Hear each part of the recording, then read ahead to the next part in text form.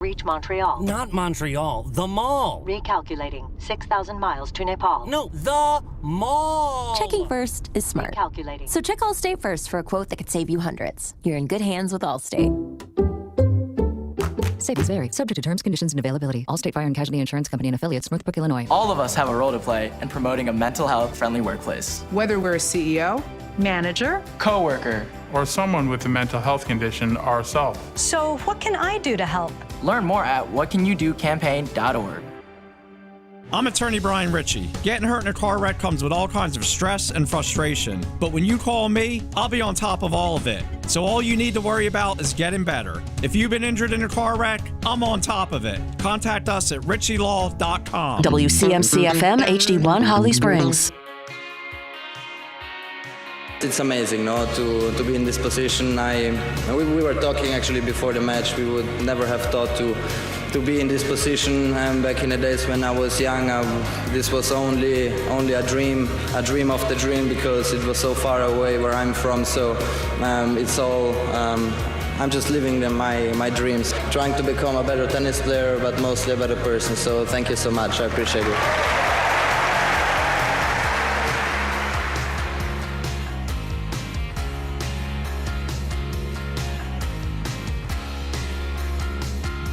The Adam Gold Show starts right now. And as you can probably guess, I'm not Adam Gold. Tim Donnelly here sitting in for Adam. Victoria producing the show, so you will have one familiar voice. Yes. There it is. I'm here. That's the one. That also, some audio there from Wimbledon over the weekend, which Sinner Alcaraz potential rivalry may be a theme throughout the show. But we can get to themes later, because right now it is time to get it started. Let's get it started. Let's get it started in here. Let's get it started. Let's get it started. We are just 9 days away from training camp for the Carolina Panthers. I know. 9 days. What? Which is both like it's tomorrow and 10 months from now, right? It is both close, and it's like December 21st to a kid on Christmas. Like you're off school, yep, but you still got a long way to go. Close but far. So it is still list season, and ESPN has been dragging this out one position per day. But they are ranking positions top 10 at every position, one per day. And the reason why I bring it up is because this is not just pure listicle. This is not BuzzFeed. This is not, hey, we polled our Twitter followers. ESPN has anonymously polled NFL executives, meaning front office members, coaches, and scouts. Right? So people that have dedicated their lives to evaluating players have all turned in, or at least the ones polled, have turned in their top 10, which they then use to rank the top 10 in the league. And today, right, they want to start the week off with a bang, is quarterback day. Oh, boy. Let's go. So they have their top 10. Yeah. Then they have their honorable mentions. Oh. Then they have their also receiving votes. Okay. Participation award. So I feel like Panther fans just got a little, like, when you say top 10, yeah, all right, and Bryce isn't top 10. Yeah, He's like, not top 10. But then you go, well, there's some honorable mentions. And you're like, well, he's probably not. He's probably not an honor. Then you go, but there's the also receiving votes. Okay, he should be in the also receiving votes, right? Likely. Like, I'm being reasonable here. I am here to break everybody's heart. Oh, no. There are 10 in the top 10, obviously. There are 2 honorable mentions. There are 6 additional players that received votes. Good for what you could logically come up with as a top 18. Mm-hmm. Right? It's like when the college football polls come out and they have all the also receiving votes at the end, and you can count, right? Top 25 and 1, 2, 3, 4, 5. 6. All right, we're 31st. We're 31st, right? Yeah. If you logically take that as a top 18, Bryce Young is not in the top 18. Yikes. Now we can do some quick math, right? 32 teams in the league. Mm-hmm. That would say that as of right now, based on the people that have dedicated their lives to evaluating players, he is not a top half of the league quarterback. And that's even with the golden shine of the finish last year where, post-benching, he played significantly better. Now, there's 2 ways to handle this. Cry. No. 3 ways. Three ways to handle it. First Get right. Let your emotions get out. Right. It's okay to be emotional. Go nuts. But I thought about doing this. Right. Ranting and raving about the disrespect. And looking at players and finding the weird statistical arguments that you could make, right? Because you can make numbers say anything you want if you work hard enough about why the players above them on the list shouldn't be above them. But I don't think I'm going to do that. I'm going to look internally. I'm going to look at Panther fans. We need to maybe look in the mirror. I think it might be us, and I think they might be right. Yeah. Now, first of all, I'm going to read the names above him on the list, just so you know what we're dealing with. I'll go top 10 first, and these are the ones that you're not going to realistically argue with. Pat Mahomes, Josh Allen, Burrow, Lamar, Jaden Daniels, 5th. That's maybe a little high for him. Matt Stafford, Justin Herbert, Jared Goff, Jalen Hurts, Baker Mayfield. That's the top 10. Yeah. Honorable mentions, there were 2 of them, C.J. Stroud and Jordan Love. Yeah. Also receiving votes, Kyler Murray, Brock Purdy, Dak Prescott, Aaron Rodgers, Tua Tagovailoa, and Bo Nix. Ooh, okay. Now, we could argue some of those, but I don't think we should. Yeah. Here's what I think has happened to us. Victoria, you know by now. I've sat in for Adam Gold here on this show enough. Mm-hmm. I name my theories. Yes. I think we're caught up in what I call, for me personally, it's the Allen Robinson tunnel vision, a.k.a. the fantasy football tunnel vision. Here's what that is. I think it was 2015, maybe 2014. So this is kind of heyday for Panther fans there. Yeah, it was. But Allen Robinson was on the Jaguars, the receiver Allen Robinson, and he and Blake Bortles, they basically won me a fantasy championship. Oh, look at that. But here's the thing. They were always behind by a bunch, so they were always throwing a lot, and Allen Robinson led the league in touchdowns. And for that year, I got so caught up in, because Allen Robinson was winning me money, right? That's my guy. When he wasn't included in like the top 5 wide receivers in the NFL, I was furious. Yeah. And I had arguments, right? Well, you don't need, he beat his guy on this one, and Blake Bortles underthrew him, and he caught this, but they called it back for a holding. He had 14 touchdowns. It should have been 22. But what I didn't do was go look at all the other receivers and watch every play of theirs because they weren't on my fantasy team. Of course. So I didn't go and watch every play of DeAndre Hopkins or every play of these other guys and go, oh, wait, guess what? He was open on a play, and the quarterback didn't find him. And he had a touchdown called back on a penalty as well. And he did this, and this was a missed call, and that happened. But because he was on my fantasy team, I gave my guy all the context in the world, right? Oh, he had 1,200 yards and 14 touchdowns, but it really should have been 1,820 touchdowns Yeah. because I watched every play, and I didn't for the other guys. And their stats should have been better too. So I think that's happening here with Bryce, because we're sitting here going, sure, his counting stats weren't in the top half, but halfway through the year, the switch flipped and he played better, and he had it should have been a game-winning touchdown pass against Philly, but Xavier Legette dropped it, and he actually walked off the field, ahead or tied in X amount of games, and he had this and he had that. Now, none of it actually happened, right? None of them actually led to wins, but all of that is reasons why he should be in the top 14 or whatever you have him as. But what we're not doing is watching every game of every other quarterback and understanding that they also had passes dropped. They also had bad play calls. They also had games where their defense gave up $1 billion and they lost even though the offense played well. We basically what I'm saying here is a lot of that comes out in the wash, and I don't think Bryce Young at any point in his career has looked like a top half of the league quarterback for any extended period of time. Now, you want to say 6 games is an extended period of time. I disagree, right? Consistency is the part of being a quarterback. Consistency is, quite frankly, the most important part of being a quarterback. Yeah. So until he proves he can do it over a season, I wouldn't expect anyone who seriously evaluates quarterbacks or seriously evaluates football players to put him in the top half of the NFL. Now, let's be real. You want him to be. Right? I'll be real. The first thing I did when I brought up this list, before I looked through and went, wow, Jaden Daniels, top 5. Right. Before I noticed anything else, boom, command, right, on the Apple computer. Command F, search Carolina. Search Bryce, right? Because I just wanted to see if he was there. Yeah. Kind of like the the like superhero movie that gets nominated for Best Picture. Mm-hmm. They know they're not going to win, No. right? They know they don't deserve to win, but I'll be darned if that director didn't sit there and think, who should I thank just in case, right? My mom, my dad, need to thank the cast, the crew. Like, they were ready just because you're hoping for it. Bryce Young's not a top half of the NFL quarterback. You can hope for it, right? Just like the animated movie thinks they're going to win Best Picture. Right.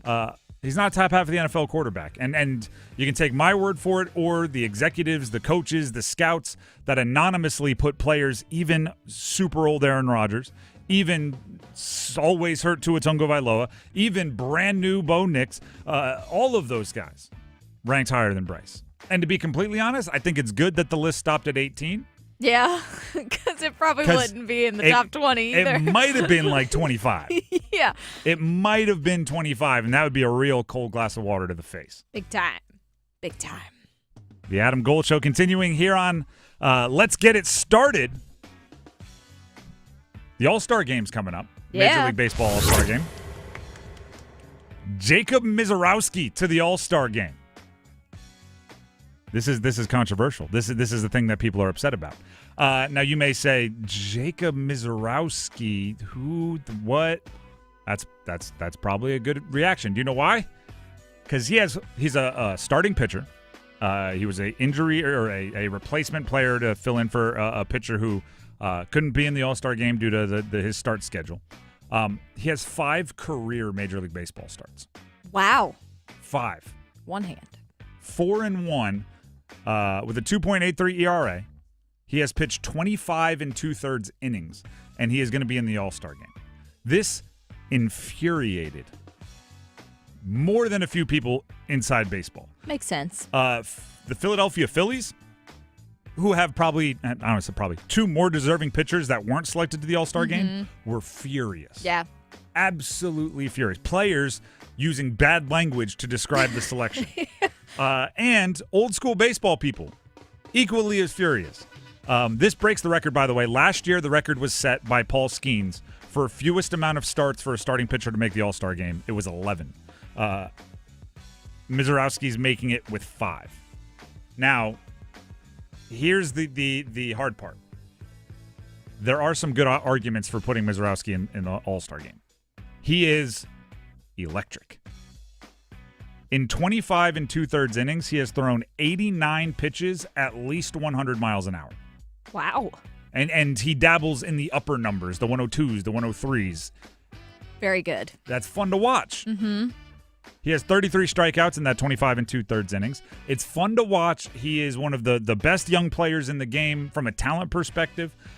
He doesn't have the accomplishment. He did not earn the All-Star game. That's the question. Because the All-Star game, matter of fact, I'll put it this way.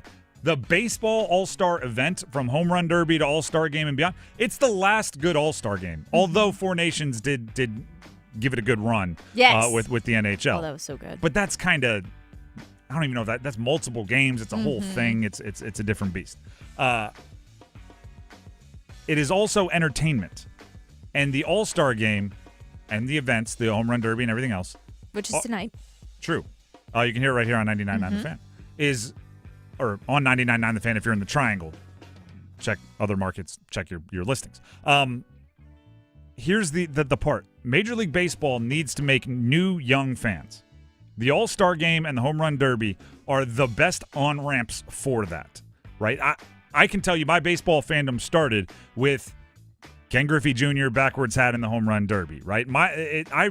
I remember watching All-Star games more than I remember watching regular season games growing up, and I was about as diehard a kid could be as far as being a baseball fan. So if you tell me what's more exciting, like a reliever from the Phillies matching up with the best hitters of the game, or Jacob MISIOROWSKI, the Miz as they call him, throwing 102 miles an hour against the best players in the game, the Miz is more entertaining. You're going to make more fans that way. So baseball's not necessarily dumb. They're business smart for putting this guy in. Here's my contention. Okay, I try not to just be a problems guy. I try to be a solutions guy. Here's my solution. Make the All-Star game mean nothing. Everyone always wants to add stakes to the All-Star game. Or, Yep. Make the financial incentive to win more. Make home field of the World Series. You want people to play. I want it to mean nothing, and here's why. If it matters, you have to treat it like it matters. If an All-Star game selection matters, meaning if we're going into the Hall of Fame or we're debating who should make the Hall of Fame, and you go, this guy's an 11-time All-Star. He's a 7-time All-Star. That guy's only a 3-time All-Star. Like, if you're going to use All-Star as something that signifies good play, then you have to honor those that earned it. You can't put in Jacob MISIOROWSKI, the Miz, with 5 starts. You have to go find someone that has a more substantial body of work that earned it. Lean into it. If there are contract incentives that say if you make the All-Star game, you get $1 million. If you get an All-Star game, you get another $500,000. Then you have to select them on merit because they're there to motivate good play. You have to select it on merit. If you remove all of that, if we admit that being selected to the All-Star game is not an indication of who's having the best season, it's you're one of the bigger brands that people want to watch the most, and we can make more fans out of young people by you being included in the game, and we no longer use them in Hall of Fame debates. We no longer use them in legacy debates. We no longer use them in contract incentives. Matter of fact, ban it from being a contract incentive. If we do all that, then yeah, put MISIOROWSKI in. If there's a player who was hurt, like say, is Shohei the biggest star in baseball now? Aaron Judge? I suppose, yeah. Say those guys were hurt for most of the first half and only played in 10 games. Who cares? Put them in the game. They'll draw the bigger crowds. But if it matters, if we are saying these are the best players of the first half of the season, MISIOROWSKI can't be anywhere near the game. I don't care if he throws 105, 106 miles an hour. He can't. It'll be fun to watch, and I still will. But it feels like something, I don't know, inauthentic is happening if you're putting guys like that in. And here's the other thing. Last point. There are the All-Star starters, the All-Star original selections. Then guys start turning it down, right? Oh, I tweaked a hammy, I want to rest it. Or, oh, I'm a pitcher that had to start on Sunday, I can't pitch on Wednesday, right, or Tuesday, whenever it is. The alternate should not get credit for an All-Star appearance if you weren't good enough to be one of the original selections. And if they are, then you have to give the All-Star appearance to everyone that turned it down, even the people in the middle. Because that frustrates me about football. When they announce like the 3 AFC quarterbacks, and then the next thing we hear is like, who was it for the Ravens when Tyler Huntley, when Lamar got hurt? Tyler Huntley made a Pro Bowl, and they didn't announce the 10 people between that also turned it down for Huntley to get the call. Right. So Huntley gets to be, hey, I'm a Pro Bowl quarterback. Mm-hmm. Meanwhile, guys that actively turned down the Pro Bowl might not get to say it that year. Yeah. Like if you turn it down, if replacements get the credit, then if you turn it down, you should get the credit. But that's just me being a probably in too deep nerd. The Adam Gold Show. I'm Tim Donnelly sitting in for Adam. Let's get it started. Rolling to the next. Cooper Flagg. 1 and done at Duke. 2 and done in the Summer League. 2 games, and the Mavericks are shutting them down. Andre Snellings on the Mavs, shutting down Cooper Flagg for the remainder of the Summer League. This is what he had to say. Cooper showed everything. If anybody was needed to see something, he showed it in this Summer League. In the first game, his shot was off, but he did everything else. You know, he was rebounding. He was running point guard. He made the game-saving block shot. You know, he was just kind of everywhere. And then this last game, he didn't necessarily do as much all around, but he dropped 31 points. He was scoring from everywhere. His shot was on, and he also had another big block shot and then dunk at the other end combo. So, you know, I think they saw what they needed to see from him. Yeah, there was nothing I needed to see from Cooper in Summer League. So I guess I saw everything I needed to see because I didn't need to see anything. I genuinely think for a player like Cooper Flagg, Summer League is just about getting used to almost the attention of the NBA, but he's already – I mean, it's not like Duke was some off-the-grid, a little-followed team in college. Even his high school teams covered more than, like, the Timberwolves. Here's the thing that stood out to me, though. his floor is still incredibly high. Okay, and I watched both games the entirety of that he played in summer league. His floor is still incredibly high. The game's not too fast for him. He wasn't out there like, oh no, nothing translates. Like he'll still make really good basketball plays. The interesting part is Cooper said multiple times, and his actions backed it up, that the Mavericks wanted him to be aggressive as a scorer. Because one of the more impressive things at him at Duke, and you know, being in this market and being in this state, so watching all of the teams in college basketball every game, like you really get a feel for their games. One of the more impressive things was he never felt like he had to be the top scorer. Right? He felt like if somebody else has it going, I'm going to do everything else on the floor and get them the ball so they'll score their 20, they'll score their 25, and I will lead the team in assists and blocks and steals and rebounds and closeouts and defensive rotations and deflections and everything else. But that was not the case in Summer League. He was going out there as if the team told him, listen, you're playing with summer leaguers. You're not out there with Klay Thompson and Anthony Davis and eventually Kyrie Irving and Derek Lively and Daniel Gafford. You're not out with these guys. So, you know, if you pass it to them, they're going to miss. So go get yours, which I have not seen him do until, like, he had a 42-point game in college. But that was very much like the first couple of shots were in rhythm, and then you could see him say, oh, okay, the hoop looks like a hula hoop to me right now, and this is gonna go. This is gonna be a good day. I'm gonna be aggressive. He was not letting the game come to him at all. He was chasing points, which is weird. He had 21 shots, 21 field goal attempts in each game. Now, it's important to know context. Summer League, each quarter is 2 minutes shorter than the NBA. So 12-minute quarters in NBA games, 10 in Summer League. 8 minutes total shorter. Not huge, but that's a decent amount, 48 to 40 minutes. Shai Gilgeous-Alexander led the NBA in shot attempts per game this past year in an 8-minute longer game at 21.8 shots per game. No one else in the NBA averaged more than 21. In both Summer League games, Cooper Flagg had 21 shots. And again, it wasn't the game coming to him. He didn't shoot above 50% in either. It wasn't like, oh, I've got it going today. Fellas, I'm shooting a lot.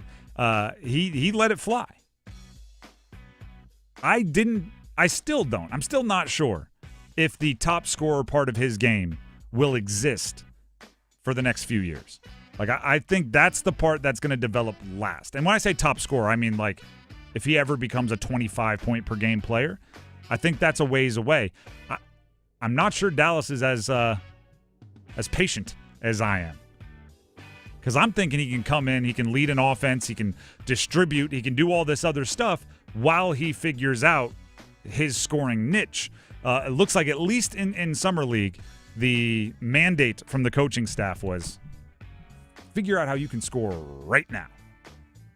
Wow. And wasn't the most efficient performance for him. He could get to the line. In game 2, that's really what he showed. Poor guy. He hasn't even figured out how to be an adult yet.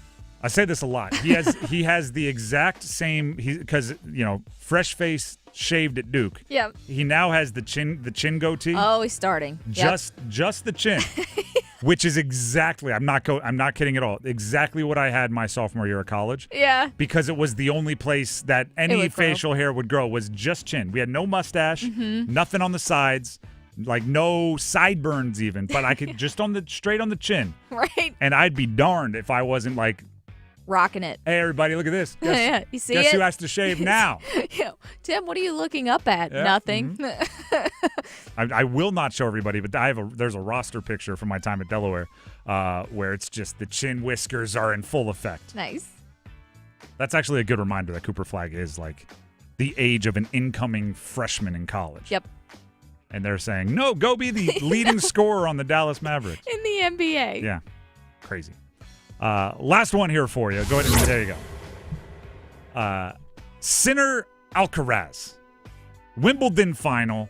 Sinner lands the first big punch in the rivalry from Sinner towards Alcaraz. Alcaraz had won 5 straight, almost doubled them up in Grand Slam titles before, almost doubled them up before Alcaraz lost in this one. So now it's they both have 3 of the Grand Slams, 3 of the 4. They're 1 away from completing the career Grand Slam.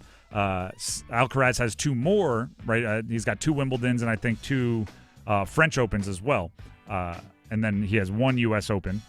Sinner now has an Australian, a U.S., and a Wimbledon with no French. Here's my concern, and this is gonna be a theme throughout the show, theme throughout the day. We are forcing this rivalry. We are forcing it, and and what I mean by that is everyone's like the next great rivalry. It's McEnroe Borg. It's Agassi Sampras. It's this. It's that. I think we're forcing it because we just don't have good individual rivalries right now. In sports, individuals, like there'll always be teams, right? There'll always be Duke, Carolina. There'll always be Carolina State. There'll always be Red Sox, Yankees, Ohio State, Michigan, whatever. I don't think we have good individual rivalries. And because of that, when there's two players that just are great and they happen to be like near each other on their timeline, it's like, that's the rivalry. Pick a side. We have to hate each other. And I'm going like, I think they like each other. I think like there's way too much respect there for it to be a rivalry. Not saying you can't be great at the same time, but I started looking it up. And I know we're up against it, but we're going to let this ride a bit. I started looking it up, and I typed in best individual rivalries, thinking I missed something. And you get all the greats of the past. You get Magic Bird. You get Ali Frazier. You get Tiger Phil, right? You get all of these great rivalries. And then I was like, well, you're scrolling through. You're at like number 50, and there's still not a current rival. So I was like, all right, let's current individual rivalries. And you end up with Crosby Ovechkin. You end up with LeBron Steph. You end up with like Mahomes, Josh Allen. And I'm going, none of those feel like fierce and bitter rivals. No. They are great players who happen to be playing at the same time, but they almost all seem like buddies, kind of in a weird way. Go to the bar after the game. Exactly. I think this might be my oldest old man take.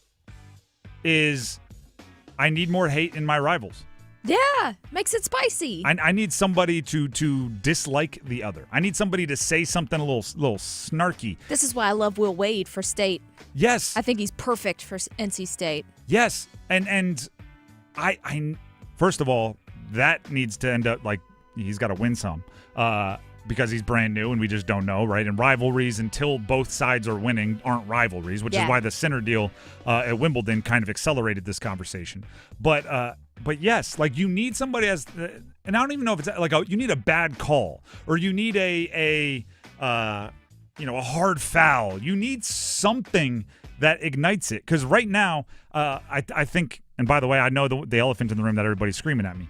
I think we're doing the same thing with Caitlin Clark and Angel Reese. Yeah, I was going to say.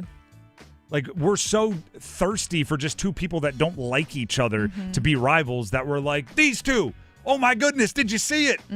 Except, I don't know, Angel. She did the hand wave thing. This Angel is the new Magic Bird. And I'm going like, have both sides won? Do they have the same level? Like, Magic and Bird seem like they didn't like each other.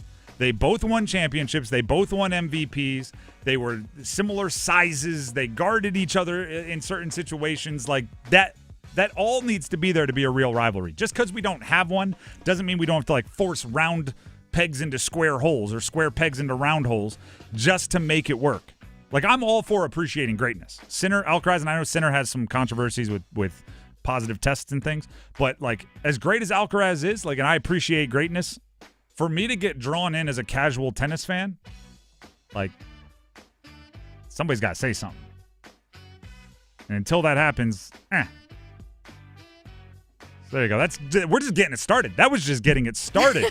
Right, on a Monday. On a Monday here on the Adam Gold Show. I'm Tim Donnelly sitting in for Adam Gold. When we come back, even though Adam's not here, I know we got to touch on some Canes. The Canes, there's a hidden part of the Keandre Miller deal that hasn't been talked about enough. Elliot Friedman brought it up. We touch on it next. The hidden part of the Keandre Miller trade for the Carolina Hurricanes. Stick around.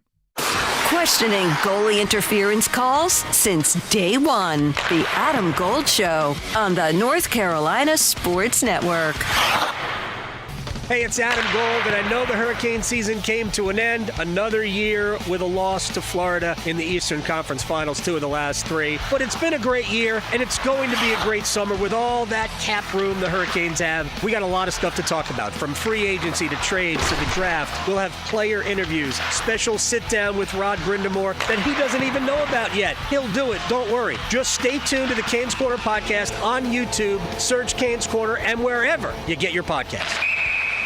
Are you tired of doing things the old way? Are you tired of wasting thousands of dollars when you buy a house? Are you tired of wondering, did I get the best deal? Well, wonder no more. Miller Lending, Kildare Farm Road in Cary since 1996, home of the original no closing cost mortgage, is the place to get your best deal. And if you act now, we'll give you 2 mortgages for the price of 1. I made that last part up. Here's the deal. If you pay closing cost, you are simply throwing money away, lighting it on fire, because you don't have to. And in these uncertain times, where mortgage rates right now appear like they're never coming down, come on, we know better. They're going to come down because they have to. And when they do, you simply refinance, free of charge, lower your monthly payment, and you've already saved closing costs now twice. Oh my gosh. You could save $5,000 2 times and then lower your monthly payment? That's right. Miller Lending on Kildare Farm Road in Cary, an equal housing lender, NMLS ID 2502146. Is going to your local bar the worst part of your day? The bartender ignores you, mediocre food, warm beer? Then why go there? Take 5 minutes and drop in at Sharky's, where they'll give you a free evaluation, and you can learn about all the bars that you shouldn't go to.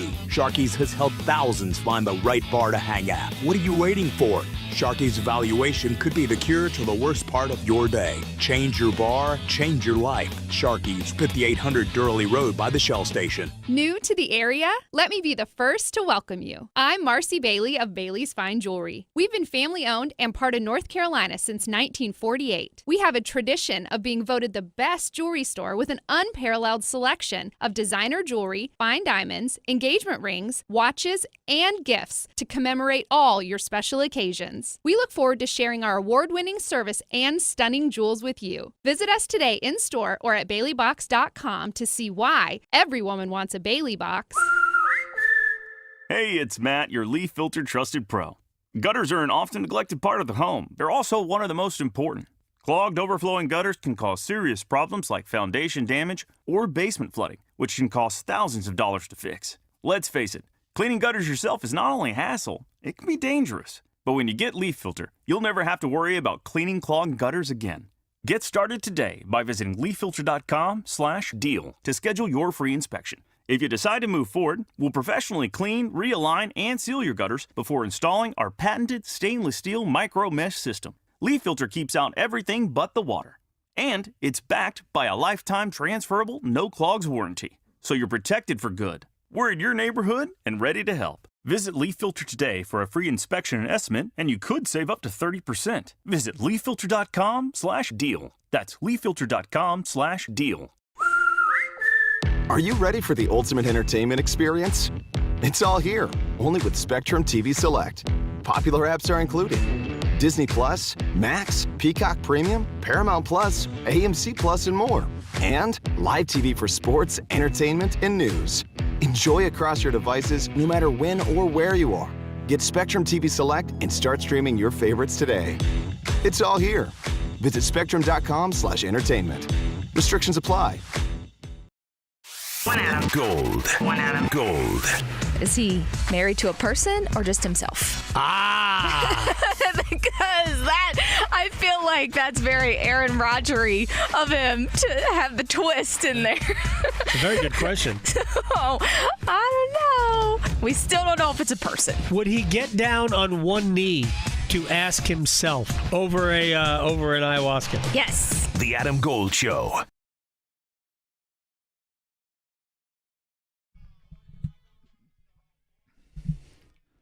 The Adam Gold Show. Partying like a rock star. On a Monday. On a Monday. Brings me right back to high school. I used to do the morning announcements on the TVs in the room in high school. Like I was the little anchor guy. Nice. And that was our intro song. Oh, okay. Well, there you go. That we were a cool high school. We the partied censored like rock version. stars. Yeah. It was literally just the chorus, but that was our like, instead of wake up, ours was party. Right. That's one way to do it. We were so cool. Maybe not. The Adam Gold Show. I'm Tim Donnelly sitting in for Adam today. And I thought this was interesting. And I didn't even think that it was a question until I saw this conversation started. So Elliot Friedman, him, covers the NHL nationally. 32 Thoughts podcast and articles are fantastic. On his 32 Thoughts podcast, talking about the Carolina Hurricanes, he said, and I have the quote here, "I'm not surprised the Hurricanes traded Scott Morrow.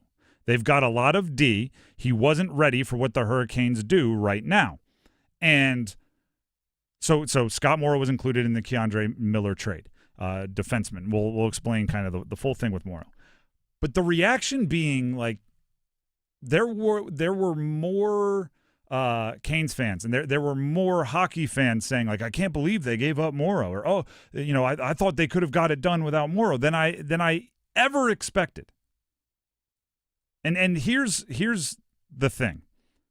Trading away Scott Morrow doesn't mean you don't like Scott Morrow. It doesn't mean that you watched 2 playoff games that were rough for Scott Morrow, right? Because he was called up during the postseason after Chatfield got hurt. You didn't watch those 2. Eric Tulsky, Rod Brindamore didn't watch those 2 games, throw their hands up and go, this guy will never be good at anything ever again. That's not what it means.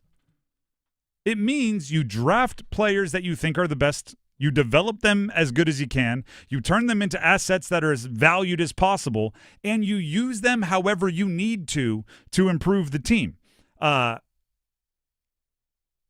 Here's my contention. And actually, Victoria, maybe we'll start doing this. Maybe I'll pitch it to Adam and say you have to do this on your show. Okay. This is second. I know nobody cares about my fantasy team, but a lot of my theories start in fantasy football. Then I bring them out. Right. My fantasy football league has a thing called My Guys, right? And basically what that means is if I tell you that I have Tedero McMillan on my dynasty team. Shout out to the Carolina Panthers. Oh, if I tell you that McMillan is one of my guys, you know that to trade for him, you're going to have to give me the world. Right? Like this guy he might as well be an adopted member of my family, right? Like I know everybody has a price, everybody has a number, but he's one of my guys. You're going to have to pay extra. And the thing is, you can't have a full roster of my guys, right? It loses all credibility if you're like, well, every starter on my team is a my guy and most of the backups. Because then no one's overpaying for anything, right? So I'm completely okay with certain players, certain prospects in the system, like being the apple of your eye. You will openly admit I value them more than I should, because that's how I am with a few guys, right? It's like I understand, like they'll make me a trade offer, and I'll go, that is a generous offer, and I am still going to turn it down because this is my dude. Yeah. I think you need to limit it to like 3. Or maybe 3 on the big league club and 1 prospect. It's fair. Who are untouchable, right? Like if they're part of a trade that goes elsewhere, you get to be mad, you get to be surprised, you get to be flabbergasted, whatever you want. But you can't fall in love with every player at every level of the system. Scott Morrow was drafted in 2021. Went and played 3 years at UMass. Shout out to the Minutemen. Built his value there. Left his name all over the UMass record book. Gets called up, right? Does the late season call up thing after signing his entry level. Plays a full year in the AHL. 14 games in the regular season with the Canes. 2 in the postseason. Named to the AHL All Prospect team. Just built value. Then gets packaged with a 2nd-round pick in 2026, a conditional 1st-round pick in 26 or 27, and Morrow to acquire Keandre Campbell. That's not punting on Scott Morrow. That's not saying this dude didn't do what he was supposed to do. That's saying we built up his value enough to go get a 6'5", 215-pound guy that we want to sign to an 8-year contract extension and become part of the core. If Morrow's legacy is he became 1/3 of a player that becomes a core member and helps you win a cup, that's a great legacy to leave. Yeah. And that's not to say that Morrow, I'll even root for, I won't root for the team he's on, but I'll even root for him within the Rangers because I think there's more space for him there. Morrow has potential. I don't believe the Canes would have promoted him as quick, trusted him in a postseason if they didn't think he had potential.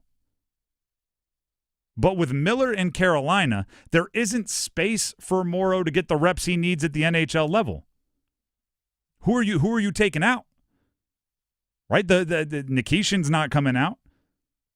Obviously Slavin, obviously Walker, obviously Chatfield. Gostisbehere's too valuable on special teams. Now you throw in Miller. There's nowhere for him to go. So it's good asset management. Hey, we had a player that's shown potential that we've built up through the last couple of years of athlete development. There's value there, but we have guys blocking him from making it to the bigs, so let's cash in his value in another way. It's why, and I said this before the NHL draft and with the Major League Baseball draft going on as we speak, those are the two sports that I don't care what the situation is, you draft best player available. And if you get it right and the player's good, figure out how to get value from that player later. It's too hard in baseball and hockey to even select future big leaguers. So you don't worry about, we're strong on the blue line. We can't be drafting and developing defensemen because where are they going to go? No, if you draft and develop a really good defenseman, you'll be able to cash that value in some way, either by trading away one of the guys you have at the big league club or trading away the prospect. Morrow, I'm not surprised the Hurricanes traded Scott Morrow, which is what Elliot Friedman said, implies that some are surprised. And I'm going, how? Why? Where? That, you have, 8 NFL or NHL defensemen. You can only play 6 at a time. Trade one of them or even conjoin, right? Take 2 of them and turn them into one better one. That's asset management. That's playing the game. Shout out to Eric Tolsky. Good job.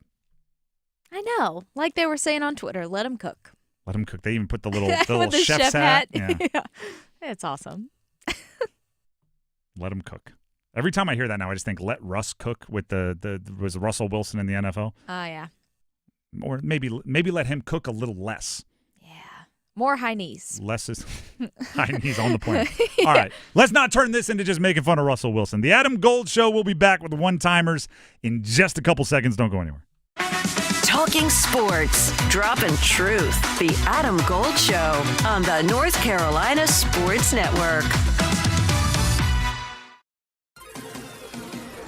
The North Carolina Healthcare Association invites you to listen to this month's podcast, Conversations on the State of Healthcare. Each year, 3.6 million people in the U.S. delay or skip medical care altogether simply because they can't get to a healthcare provider. From long distances to unreliable public transit to the cost of a tank of gas, it all adds up. LaPonda Edmondson, president of the North Carolina Healthcare Foundation, joins me to talk about how their social impact program is making a difference in Robeson County. We're investing $900,000 over the course of 3 years in Robeson County. Our aim there is to be able to support these projects that address transportation as a social driver of health. You can learn more and join our latest Conversations on the State of Healthcare wherever you listen to your favorite podcasts, and learn more by visiting nchealthcare.org. Hello, I'm Steve Troxler, North Carolina Commissioner of Agriculture. Farming's tough, but you're not alone. That's why the North Carolina Agri-Medicine Institute offers the North Carolina Farm Helpline, a free 24/7 resource for the agriculture community. Long hours, difficult decisions, and unexpected challenges can add up. Whether you need to talk to a counselor who understands farming, or help with finances, legal questions, or farm safety, call 844-325-3276. That's 844-325-3276, the North Carolina Farm Helpline, a free 24/7 resource for the agriculture community. 844-325-3276, because no one should face farm life alone. any college student. If it wasn't for the last minute, lots of assignments wouldn't get done. So if you haven't figured out your plan for college and how to pay for it yet, don't worry, you've still got time. And with the next NC scholarship, you can still get money to pay for most or all of your tuition. To apply, just fill out your FAFSA and you could get $3,000 for community college or $5,000 for public university, and possibly more. See how easy it is to apply at nextncscholarship.org. Why choose a family physician? Because they provide healthcare expertise for the entire family, care for acute and chronic disease, treat all ages, and most importantly, keep you healthy. In fact, adults with a family physician have lower healthcare costs, better health outcomes, and are hospitalized less frequently. Family physicians, your trusted healthcare advisor for you and your family for life. Brought to you by the NC Academy of Family Physicians. Voted best zoo in the nation, North Carolina Zoo and Botanical Gardens is centrally located in the heart of North Carolina. Bring your family to Asheboro for an affordable day trip or weekend excursion to connect with nature and make cherished memories. Discover towering giraffes, pouncing sandcats, and diving seabirds at the world's largest natural habitat zoo. Roam with rhinos on Zoofari or flutter by the exotic butterfly garden during your next visit. Explore more possibilities at nczoo.org. North Carolina ranks second in the nation in potential agricultural land lost by the year 2040. The NC Forever Farms program supports the preservation of family farms through permanent agricultural conservation easements and has received a record number of applications for 3 straight years. Landowners interested in preserving their working farm through the Farmland Preservation Division of the North Carolina Department of Agriculture and Consumer Services can learn more by visiting ncadfp.org. This is Adam Gold. I have so many questions too. Like, is the mom going to be in the business too? Are we going to have like themed UNC products? She's in it, so. Interesting ram horn you've got there. Yeah. The Adam Gold Show.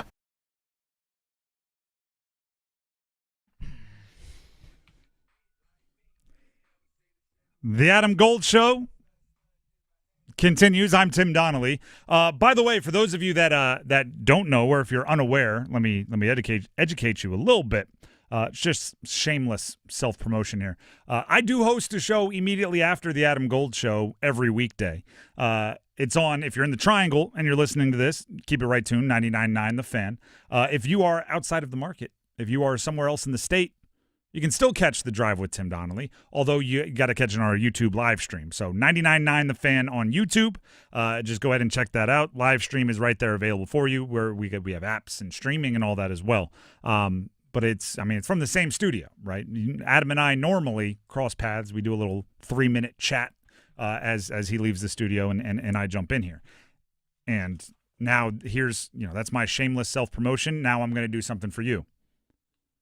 On my show, 99.9 The Fan, The Drive, 3 to 6, we're giving away your weight in meat. Yes. Whatever you weigh, you can win that many pounds of meat. Nice. All you have to do is text in BEEF, B-E-E-F, to 919-860-5326 for your shot at becoming a finalist every day this week at 4 o'clock. So I guess what you have to do is you have to text in BEEF to 919-860-5326, and then make sure your phone is on and you can answer it at 4 o'clock. Be ready. Each day this week. If you answer it, we bring you on air, you tell us how much you weigh, and then you are a finalist. We'll pick one of those 10 finalists randomly on July 21st, so a week from today. Give them a call, and they will win their weight in meat. And you can't lie about your weight either, right? Because there's a scale. So, you can't say you win the whole thing. If you win the whole thing. 285 pounds, and you're 185 pounds. That'd be a difficult one to explain. It's brought to you by the NC Beef Council. Beef, it's what's for dinner. But this is where you might want to. Obviously, you call in, right? You send in the text, BEEF, B-E-E-F, to 919-860-5326. And then you might want to call your offensive line friends, right? You know what I'm talking about, right? You call the left tackles in your life and say, hey, you should text in BEEF to 919-860-5326. If you win, your prize is even better than mine, right? So if you got a pulling guard in your life somewhere, give them a little hat tip, right? Let them know. They're giving away their weight in meat. With that being said, it is time for... What do we got here? You're darn right. We got one-timers. What do you have for us, Victoria? Okay, so kicking things off. Well, first of all, you can give us a one-timer request on YouTube, or you can @ me on Twitter just to make sure that Tim or Adam doesn't see it. So it's __ with some, whatever. So I'm there. You'll know who I am. I'm in the octagon. But this one came from a listener, a good friend of ours. So for our friends in Charlotte, what do y'all, I guess both of us, think about ketchup on hot dogs? I know I have an opinion about it. All right, go ahead.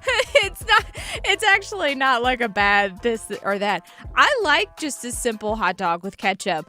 But the reason he brings this up is because Adam is completely against it. Like, I think He's against ketchup on hot dogs? I think he takes it personally if you just want ketchup on a hot dog. Okay, at least there's a background story on that, because I heard the question and went, I didn't know this was a thing that anyone would be upset about. So I wanted to explain it, because Adam, for whatever reason, feels really strongly about mustard on hot dogs, which I'm glad that Rod Brindamore and I agree. A hot dog with just ketchup is perfectly acceptable.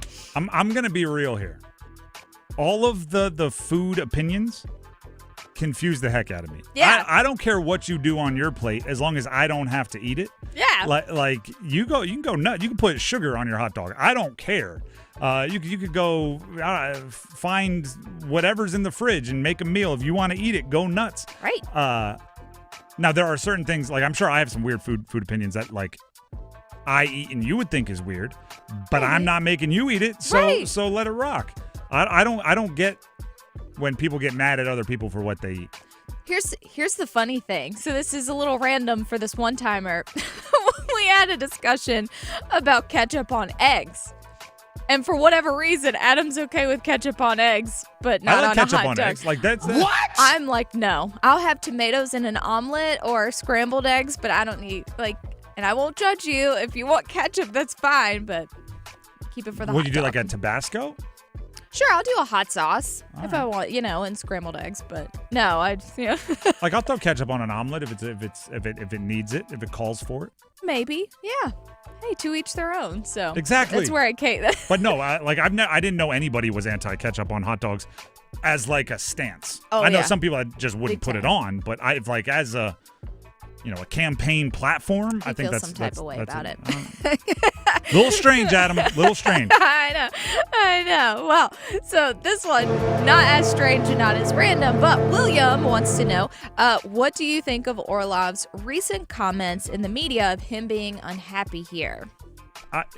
He can feel however he wants. And he can say it feels like a missed opportunity or feels like something was off or they didn't believe in him, right? The whole, you can go find the exact quote. It wasn't complimentary, at least, of the Canes. I do not get, and this is another, it's kind of similar to like hating on people for their food, like their choices. There's almost never in life a situation where it is smart to publicly bash a former employee. Yeah. Or former employer, excuse me. Now, in private, if Orlov wants to call up his best friend, his siblings, is whoever he vents to, and go, they never believed in me. I should have been skating on the top pair. But vent all you need. But publicly, it's just smart to keep those bridges clear, right? You don't want to burn those bridges because who knows, right? Maybe the Rod Brindamore's best friend gets a head coaching job elsewhere. You're trying to cling on, get one more year in the league, and they're interested in you, and the coach calls up the GM and go, no. He talked bad about my guy, and I know my guy handles it well. And by the way, that's true in every industry. It's not just in professional sports. I wouldn't talk bad about a radio station I've worked for previously, even if there's some bosses I could say some things that they didn't do great, but I would never do that because you never know. You never know. Yeah. And go look at what Brent Burns said about the Carolina Hurricanes. You don't even have to be that glowing about how everything was awesome. You don't have to pretend it was all gumdrops and rainbows, but being negative, I don't know what it accomplishes other than feels like you're not really taking accountability for the lack of success. We have time for one more? Absolutely. Oh, and so the first question The person who presented it, they said they actually was asking because their guy, Willie P. from Charlotte, he comes on the show every now and again, is super anti-ketchup on hot dogs. So him and Adam are two peas in a ketchup-less pod, I guess. I don't know. So, like, here's the question, and the listeners, either one of you, Willie, or who's the original question asker? Chef Wolf. Chef Wolf. Either of you can feel free to answer. If you're anti-ketchup on hot dogs and you're having people over and you're grilling, right? It's 4th of July. It's a nice summer Saturday. You're calling everybody over. You got the slip and slide out. You got the cooler full of drinks. Are you not putting out ketchup despite the fact that you got burgers and dogs on the grill? Are you denying people's option for because ketchup? You're like you are against it as a stance because now you're just inconveniencing people. Yeah. Like I'm not a relish guy. If I have burgers and dogs on the grill, sure, I'm having relish for those that want to partake. Even if you don't, it's there. Exactly. It's now I probably don't have for burgers and dogs. I probably don't have like chocolate sauce, right? Like it doesn't make any sense there. In the realm of reasonable. Are you options. Are you treating ketchup like chocolate sauce? Right. Because do an elf here with spaghetti and chocolate sauce? No, like, we're I not. think that's a little. I think you and Adam might be a little in the wrong, Willie. I know. Unless you do just kind of, grit and bear it and say, no, I'll put out the ketchup even though I'm against it wholeheartedly. I've never seen ketchup haters on, I mean, I don't know. I guess they like it on certain things, but not hot dogs. It all started Is this how it always goes on the Adam Gold Show? Yes. I'm Tim Donnelly sitting in for Adam today. We'll be back with more coming up next.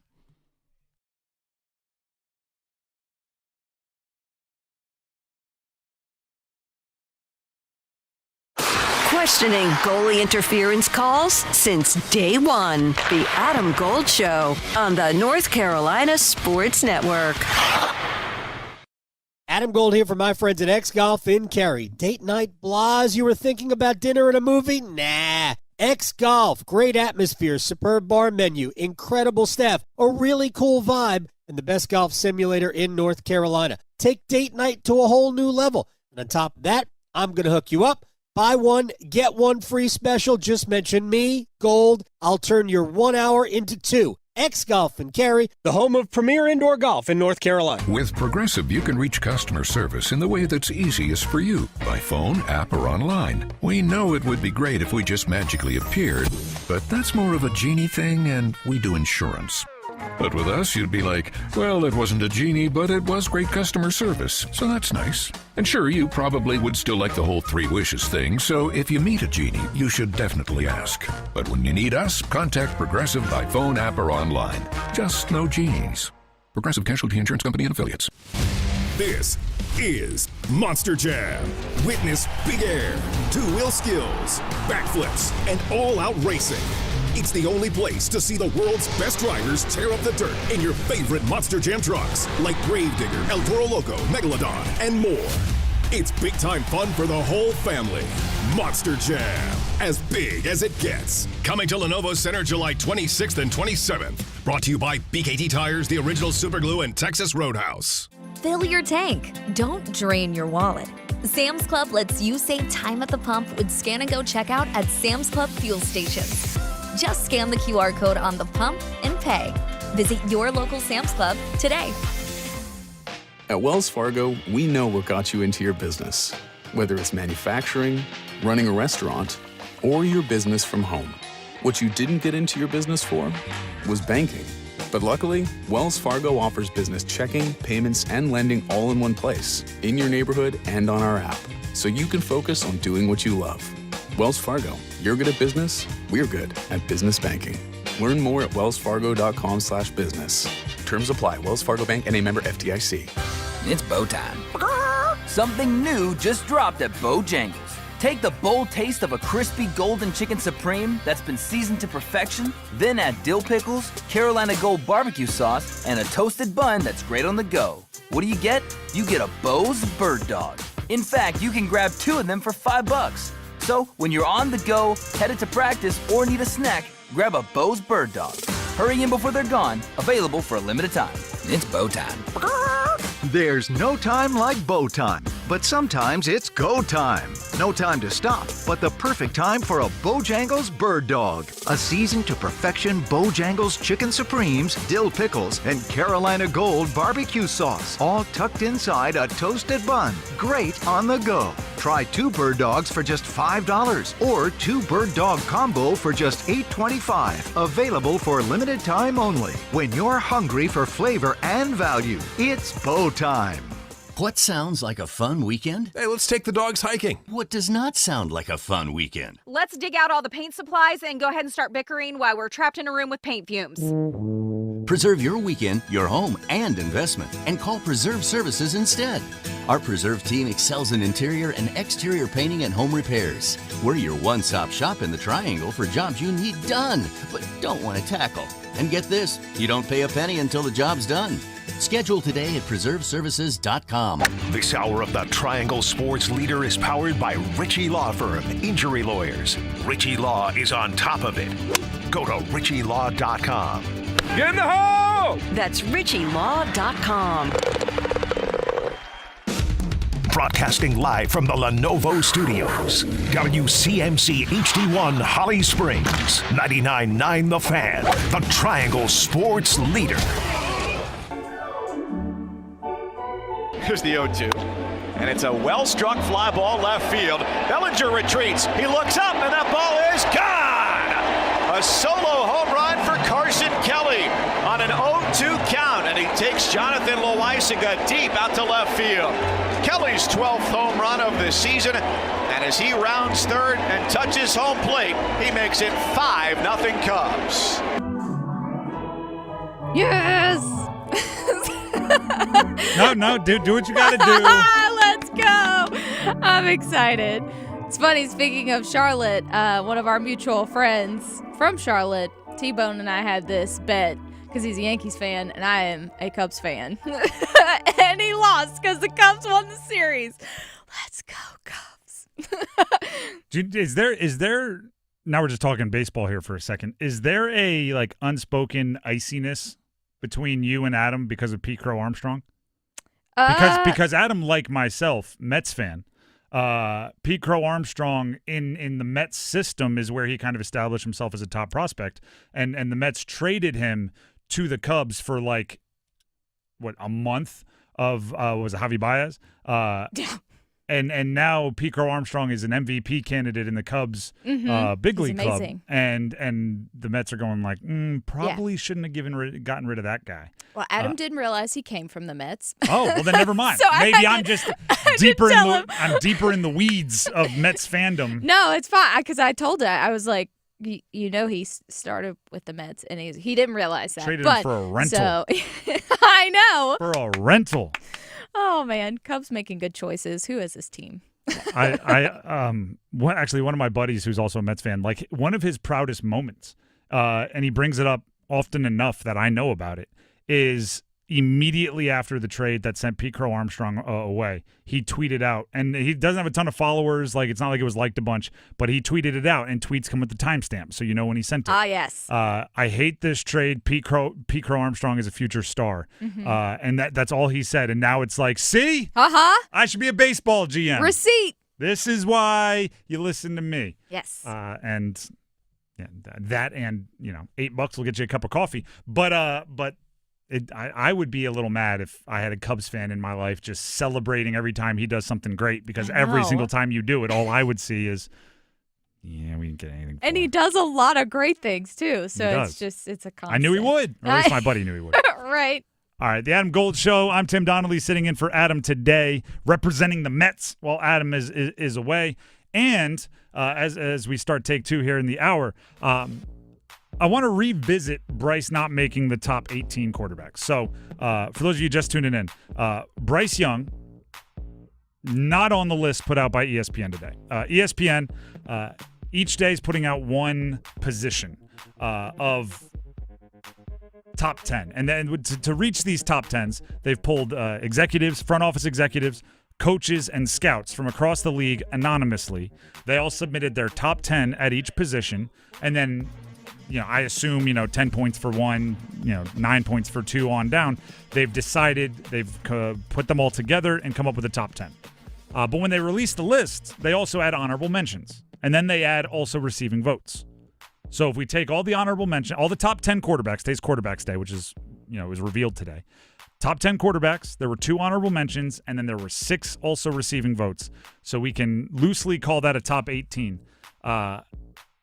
Bryce Young's not in there. Now, earlier today, we discussed the merits of his inclusion or not inclusion, and I side on they're right. He's not done enough yet to be a top half of the league quarterback or even middle of the pack. That's fair. But I also have a rule. I don't like to just be a problems guy. I like to be a solutions guy. So the next question is, what is he missing? Right? When you look at the players above him on the list, and obviously the top 10 are the guys you'd think. Honorable mention, C.J. Stroud, Jordan Love. Also receiving votes, Kyler Murray, Brock Purdy, Dak Prescott, Aaron Rodgers, Tua Tagovailoa, and Bo Nix. What does he have to do to leapfrog some of those? Or all of those, right? If he wants to make the top 10, he has to be better than all of them. How does he do it? What is he missing? I wrote down 3 things that Bryce Young didn't do enough of, or 3 aspects of his game that need to greatly improve. 1, consistency. As good as he was at the end of last year, that, for me, that just pretty much brings him back up to neutral, right? If you're awful for the first half of the season, pretty good / above average for the second half of the season, that doesn't mean you had a really good season, right? That means that you lost but made it close, right?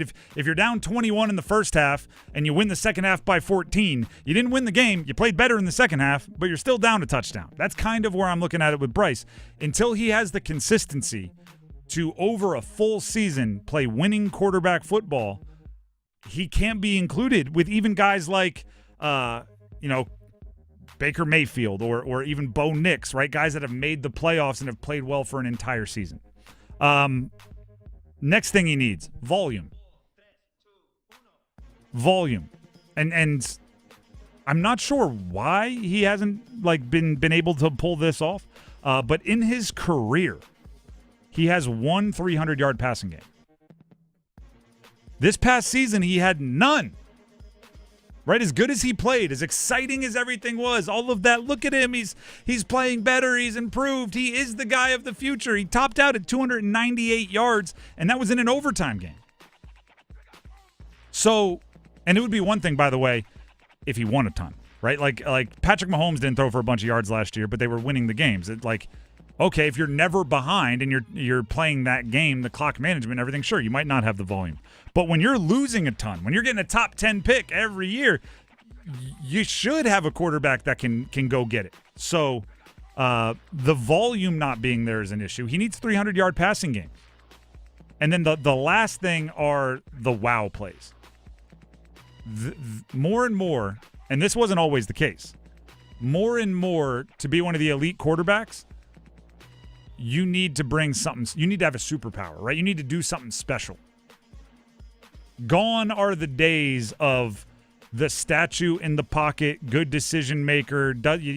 Chad Pennington. I don't know why that's the one that pops into my head. Chad Pennington doesn't exist in modern football, right? Where he's just not really a super strong arm, not really fast, but he's a good decision maker. You need to be a great decision maker and have something else to be one of the elite guys. Right, when you look at the top, Pat Mahomes, you imagine him running full speed to his left, throwing with his off-arm, crazy, ridiculous plays. Josh Allen, right, he's running somebody over and then hurdling the next guy. Joe Burrow is the swaggiest guy on the planet, right, keeping the play alive, throwing it a million miles to Jamar Chase and Lamar Jackson and Jaden Daniels and on and on. Like, the coolest thing Bryce Young did was throw a pretty routine pass and then turn around and put his arms up before he caught it, like Steph Curry shooting a 3. Great meme. Which is swagger, don't get me wrong. Confidence, I like it. But it's really not like a absurdly impressive play within the structure of football. It's just you made a pretty good play, super swaggy. He needs wow plays. Again, this is if you want to be considered a top 10 guy, right? You need to – there's kind of 2 ways that I judge quarterbacks. And I played college football, played quarterback at the University of Delaware, so I'm not a complete novice, but I dive super aggressively into the NFL draft every year. And as I get better and better and better at honing my process, there's two things I look at. One is how good they are within the structure of the offense. That is when there's a good play call. Do you get everything out of it, right? If the offensive line blocks and the receiver is open, are you darn near 100% of the time getting the most out of that play? I think Bryce does that, right? If the offensive line blocks and the receiver gets open, I have a ton of confidence that play will work and he won't be the mistake, right? Which, don't take it for granted. There's a lot of quarterback, there's some really talented guys that mess those up more than you think. The second part, which is equally as important, is what do they do when the play doesn't work, right? When the offensive line lets one guy through, when the receiver slips, or when your number two option on a read, it doesn't get open, and you got to buy time, you got to get to the next, you got to improvise. That's where Bryce hasn't been good enough. He's made plays, not like he's made zero of them, but he hasn't made enough of them. And towards the end of the season, he got better. You're not going to hear me argue that. Obviously, against the Falcons, he was very good at darn near everything. Not going to hear me argue with that. But it's the improv. It's when things break down. He has to not just be pretty good occasionally. You got to put those together more often. It's part of the job requirement now. In 1994, maybe he would have gotten by with just when the play works, making sure it happens and throwing it away every time the play breaks down. But that's not how we judge players anymore. No. Yeah, that was ruined by kind of this generation. Sorry. By the way, I think he can. I think he's actually better with his feet than he even gives himself credit for. Yeah. I want him running, not necessarily running like he's Lamar Jackson going to, No, yeah. take hits 15 yards down the field, but running out of the pocket, buying time, keeping his eyes downfield. I don't think he gives himself enough credit for that. I think he could do it more. Once he gets comfortable, because I feel like he started getting comfortable towards the end, and you could see it on the field more. So hopefully that carries over. We'll see. We'll see. Wouldn't be the first guy. This is like, I promise I'm not always just this Debbie Downer, wet blanket. Wouldn't be the first guy to have a hot streak at the end of a year that doesn't translate. I think Panther fans are just a hint out over their skis on he was good the last 7 games, which means he's only going to get better from here. It's I've seen guys have good 7-game stretches. We also have to remember towards the end of the season, the teams that we played as the Panthers, not the greatest. Hey, we take wins wherever we can get them. I mean, I'll take a W whenever I but can. But also, he got to did be realistic. He did down the stretch play well against the Chiefs, play well against the Eagles. I wouldn't say those were great games the entirety of, but when you show up in the big moments against those teams, I give you credit for that. So they weren't all against scrubs either, although some of them were. The Adam Gold Show, I'm Tim Donnelly, sitting in for Adam today. When we come back, I'm tired of the zings towards the Carolina Hurricanes. I'm going to defend them against one, and I hope I don't have to do this too often. That defense pops up next. Stick around. Talking sports so you don't have to pretend to know stuff. The Adam Gold Show on the North Carolina Sports Network. Listen every afternoon for The Drive with Tim Donnelly. Panthers training camp is almost here, and it's finally time, Panthers fans. Go all out to win. The years prior to this, it's about draft picks. It's about playing the younger guys, making sure they get their experience, maybe even above winning games. But this year, all of that changes. Dave Canales, Bryce Young, it's time to win. The Drive with Tim Donnelly, 3 to 6 on 99.9 The Fan. So we're back at Monday, but that doesn't mean the fun has to end with the weekend. I'm Victoria Vodnecker here from 99.9 The Fan for Law Tigers, and Mondays might be the perfect day to break the bike out after starting a new week. Riding isn't only just a fun hobby, it's a great stress reliever. Now with that, it can also be dangerous, especially when you take into account unexpected bad weather or all the distracted drivers on the road nowadays. And if you are ever in an accident on your motorcycle that wasn't your fault, remember to call my friends at Law Tigers first before calling your insurance company. company. At Law Tigers, they're just like us. They're riders too. They know the value of your bike, your gear, the investment that you've made, and what it's like to go through an accident. The insurance company just wants to pay you the least amount possible. So at Law Tigers, case evaluations are always free, and you're not going to pay a dime until your case is settled. Call 1-800-LAW-TIGERS, North Carolina's motorcycle lawyers. Law Tigers is a network of independent law firms who are members of the American Association of Motorcycle Injury Lawyers. Law Tigers is not a law firm. Black isn't just a color. It's the presence of infinite possibilities. It's the moment before everything changes. An invitation to something unforgettable. I won. Win up to $4 million with Carolina Black Premier from the North Carolina Education Lottery. Must be 18 to play. Approximate overall odds of winning are 1 in 4.18. Problem gambling helpline 877-718-5543. Bank of America is a nation's leading business lender, and we're ready to help with your next goal here in the Triangle. That's why we have over 3,700 local business specialists across the country. Because with the right team, your business and community prosper. What would you like the power to do? Learn more at bankofamerica.com/local business. Bank of America, official bank of FIFA World Cup 2026. Bank of America Corporation, all rights reserved. Here's Brandon with Parkway Sleep Centers. Tired of waiting for a sleep treatment? At other sleep centers, it can take 6 to 8 months just to get an appointment and cost you thousands more. Not Parkway Sleep Health Centers. We schedule you within weeks and we'll save you money too. We have over 20 years of experience serving the Triangle. Let our expert team help you sleep better sooner. End your sleep problems. Live your best life. Experience the Parkway Sleep difference. Visit parkwaysleep.com and start your journey to better sleep today. Parkway Sleep Health Centers. Sound sleep. Sound health. Discover the thrill of precision and elegance with Omega.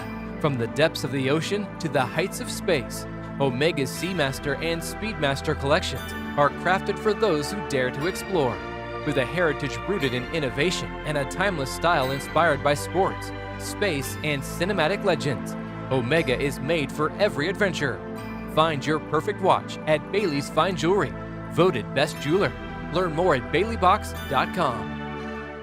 This is what breaking news on WREL sounds like. A teenager accused of murder in custody tonight. From the moments that matter. Let's take a look at those live pictures right now from Sky 5. When seconds count. Authorities say they are very concerned for the safety of the public. When your safety is the priority. Breaking news right now, a large fire in eastern Wake County.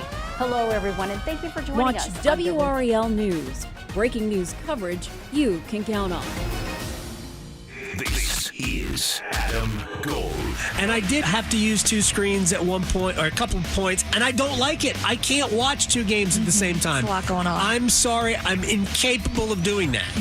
Because there were times where, I forgot this other game was on in front of me. Yeah. The Adam Gold Show.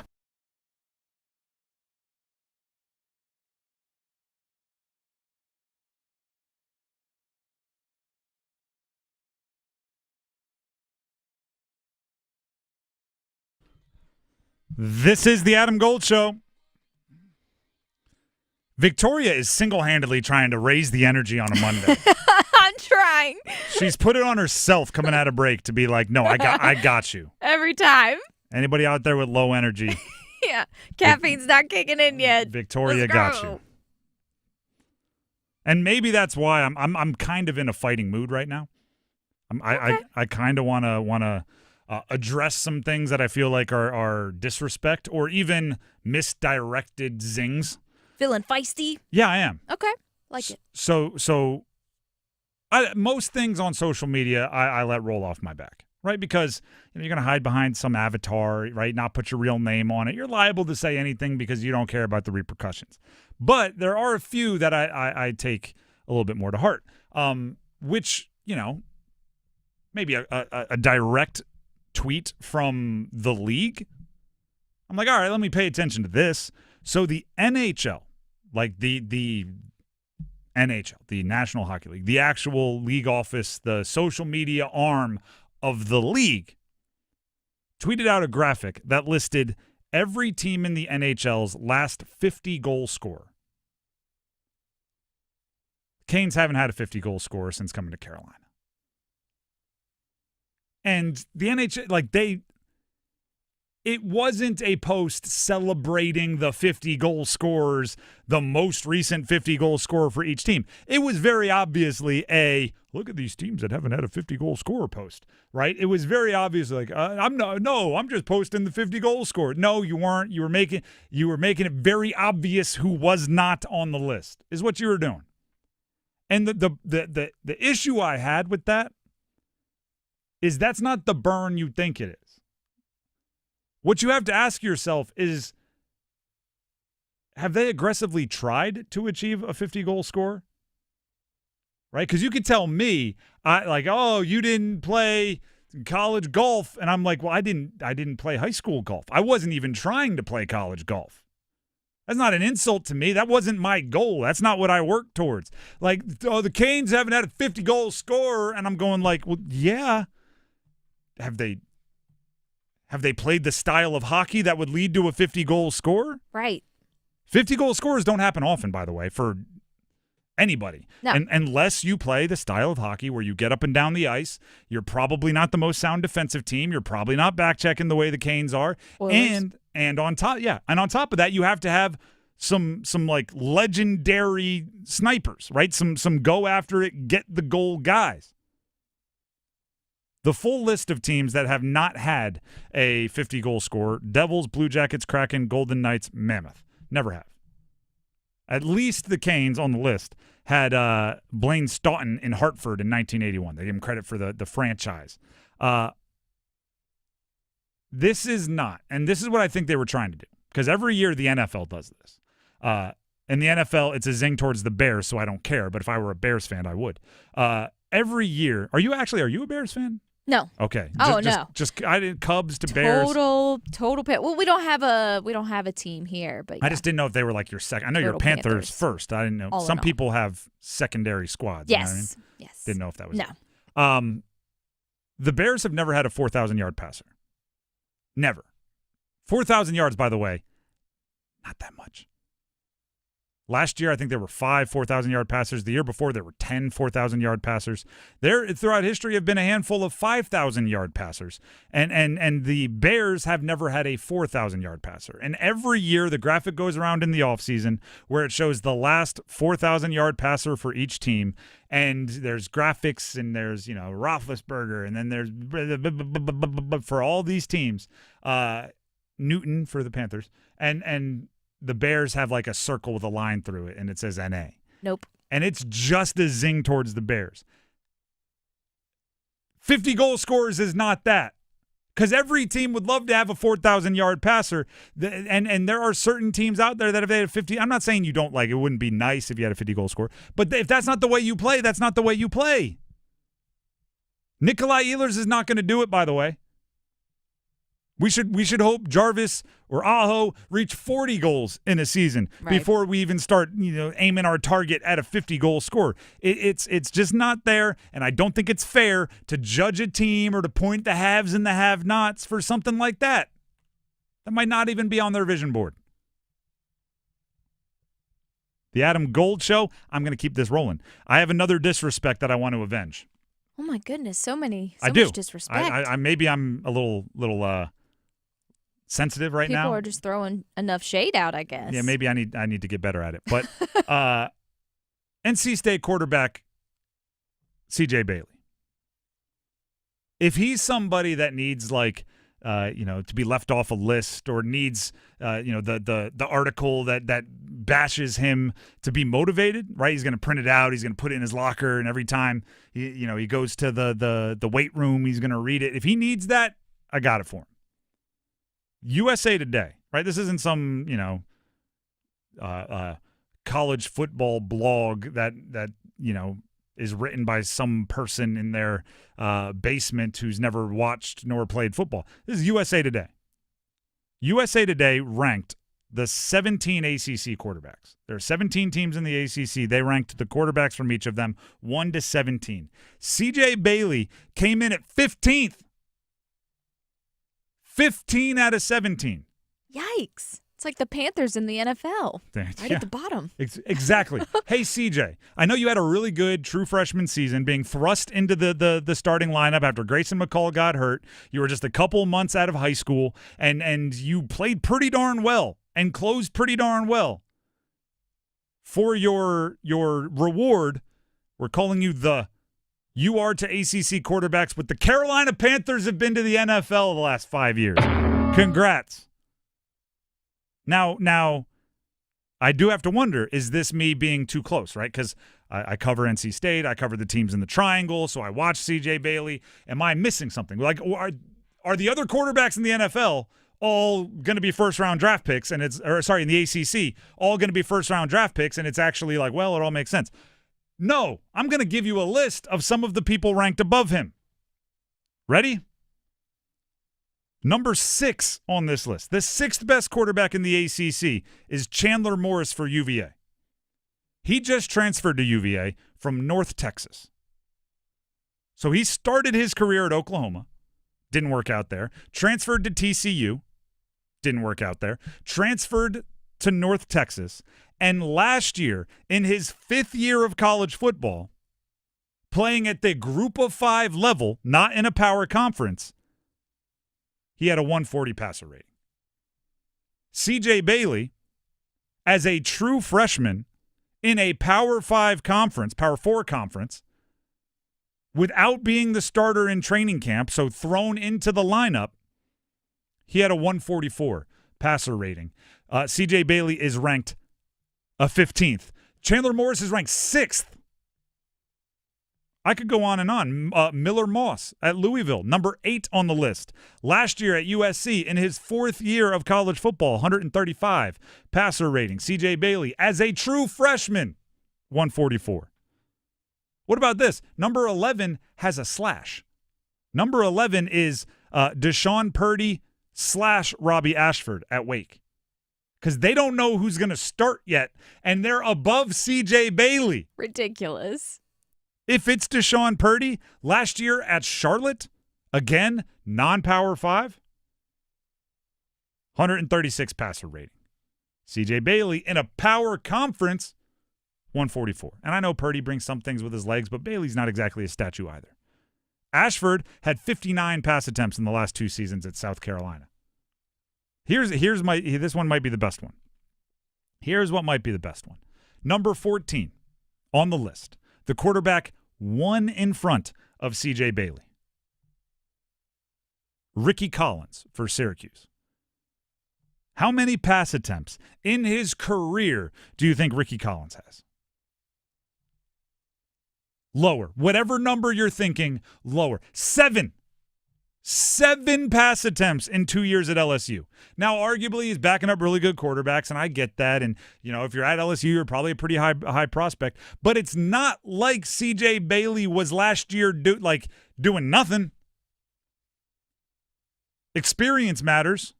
And, oh, by the way, Jeremiah Smith, the superstar at Ohio State, everybody's real excited about him. He's the next Julio Jones. He's going to be the number 1 pick, not this year because he's not eligible, but the next draft. Right. CJ Bailey was his high school quarterback. Oh, wow. Look at that. So he's been throwing to studs for a long time. Yeah. It's not like he came out of nowhere. They were playing at the top level of Florida high school, and he had maybe the best player in the country out there with him. So, first of all, disrespect, right? If I'm the quarterback's coach, I'm calling CJ Bailey, and I'm showing him the list, and I'm saying, do you want to come in early and work out tomorrow? Like, that's how it works. But I wonder this. I wonder if this is kind of what Dave Doran, the head coach at NC State, is intentionally doing this offseason. I've talked with Dave on my show, on the 99.9 The Fan in the Triangle, The Drive, and I asked him about it, about if they're intentionally sneaking up on people this year. Because, even in our state, but definitely in the ACC, so many people are clamoring for the spotlight. Bill Belichick was hired by UNC, right? That comes with eyeballs. Even across campus for the NC State football team, for the Wolfpack.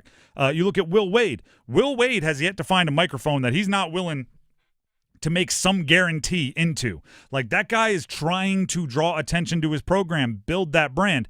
Meanwhile, Dave Doran has been awfully quiet They have not made the splashes in the transfer portal like they did last year when they brought in Noah Rogers, former 5-star receiver. They brought in Zeke Correll, 2-year starter at Notre Dame. They brought in Grayson McCall, one of the top quarterbacks. They brought in Hollywood Smothers from Oklahoma. They brought in Justin Jolie, one of the top tight ends. Last year they won the offseason. This year they didn't even let us, meaning anybody outside, no fans, no media, watch the spring game. I wonder if they're doing a little bit of like the, I think it was Teddy Roosevelt quote, "Speak softly and carry a big stick." Like they don't want to be the hype. They want, call us 15th best quarterback. Yeah. See what happens. We'll lay in the weeds over here. Yeah. We want secondaries playing us to go, we don't have to get up. We can play in the 15th best quarterback in the country or in the ACC.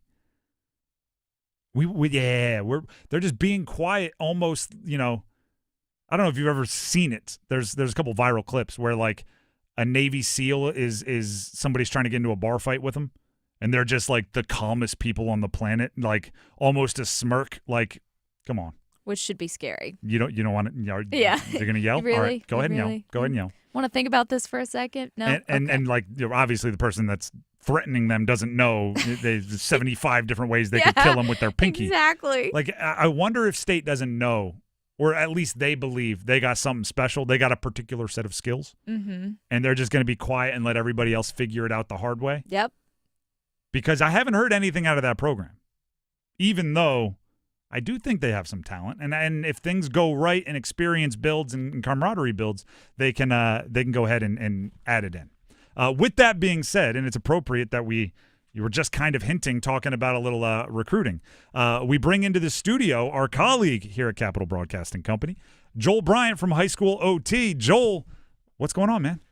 Nothing much. Just got back from Cedar Point, which was great. It's beautiful up there. If anyone hasn't been up there before, it's just beautiful. It's like a city of coasters in the air. It's very cool. Very cool. So the reason why I wanted to bring you in here today is because for those of you that don't know, High School OT, you can catch them online. Go search for it. It's part of kind of our WRAL Capital Broadcasting umbrella. They do as good a job as anybody, Joel and his colleagues, covering high school sports and recruiting in the state of North Carolina. And his cubicle happens to be kind of catty corner from mine. And last week he jumped in and he pointed something out to me. The in-state colleges, meaning college football teams, not exactly building the metaphorical fence around the state and as far as recruiting. And I think when we talked last week, of the top 20 recruits, 2 had been committed to in-state schools, both to UNC. Mm-hmm. So I'll start with kind of just broad. What is happening with top recruits in the state choosing to go to out-of-state schools, and kind of what is your take on that phenomena? So it's a lot of things. I mean, some of these kids are just going to want to be away from home regardless. Some of them just want to get out of their town and just kind of, have new experiences and whatnot. Some of the kids, they really want to go for those bigger programs that are going to be on national TV on Saturdays, are going to have that big super fan base that's going to have that extra NIL. And some of them, they feel like, frankly, that the in-state schools feel kind of entitled to them. So they don't feel like they get the same kind of attention recruiting-wise that they might get from these out-of-state schools that are trying really hard to get them out into their area. All right, so I'm right now we're talking with Joel Bryant, High School OT. I'm going to kind of role play as the fans of UNC, NC State, Duke, Wake Forest that are hearing what you just said. Yeah. What do you mean big programs? We're big programs. The Tar Heels just got Belichick. They're going to be on national. They got Monday Night Football to start things off. Like, what are players getting from the schools that they're committing to that they wouldn't get from the in-state schools? Just that national attention, being on those primetime games. SEC schools, Notre Dame is another school. They're killing the state right now. Oregon, where we have a 5-star going, that's its own kind of brand. They're just bigger brands right now, and that's just always how it's kind of been. Obviously, like what North Carolina is in basketball, college basketball, it's what a lot of these SEC schools are in football. Is this new? Like if you look in, I don't know if it's the last couple of years, it might be a phenomenon, but if you look at the last 20, maybe pre-NIL, were more of the top guys, top recruits in the state staying home. Yeah, so Mac Brown during the 2020 and 2021 classes, he got a lot of these 4-star players that were in this state, they made a lot of headlines at that time for getting all these guys. Not all of them panned out, as the fans of the show are well aware. But yeah, so this getting 2 out of the top 20 guys, I don't think I've ever seen that before. And the thing that is bad about it is this is probably the best class I've seen since I've been covering this, and since 2016. This is the best one. We have 20 kids that are 4 stars. There's 3, in some cases 4 or 5 stars. I mean, this is a very, very good class in North Carolina. Actually, let me phrase it this way. We're talking with Joel Bryant, high school OT, joining us here in studio on the Adam Gold Show.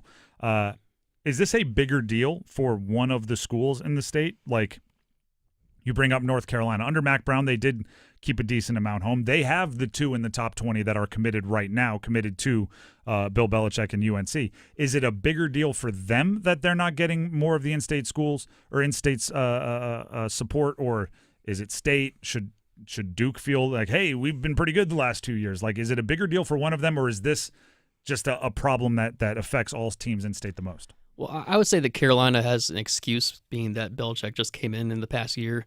I mean, they've started recruiting these kids since 4 years ago, so these relationships are really important to the kids, and obviously they just didn't have the time to make those relationships. He did get the one kid back from Rollsville, Xavier Griffin-Haynes. He did manage to get him back, but in general, you're talking about these 4 5-star kids. I mean, there's going to be schools that are on them from very early age, working really hard at those relationships. That's just hard to keep up with. NC State would probably be the one where they would like to maybe have gotten at least one or a couple of these guys. Dave Doran's been here for this entire cycle. Obviously, Duke with Manny Diaz, they got the one kid last year, and Bryce Davis, the defensive end. None of them this year, and he's obviously still new, so it's going to be a process for him as well. Are the schools in state getting better players from out of state? Because like, if I'm guessing that would be one way that you kind of justify it, right? If it's like, well, we didn't focus in state, but we got a bunch of 4 stars from out of state, then it's like, oh, okay, like you're still getting the talent in. Or is this just missing on recruiting as a whole and having to settle for out-of-state guys or lower-ranked in-state guys? I think UNC does have a couple of guys from out-of-state. I'm not well-versed on those guys. I just don't really pay attention to them. But I've heard UNC has a couple of guys from out-of-state. NC State, they seem to pick their guys that they really like, these kind of like high 3-star guys they just really like. I think there's a quarterback in the program now that they were on like very early. So they tend to do that as far as the out-of-state guys go. But no, I think that they were involved in a lot of these kids, and it just didn't work out this time. There is an elephant in the room in recruiting, and it is NIL money, right?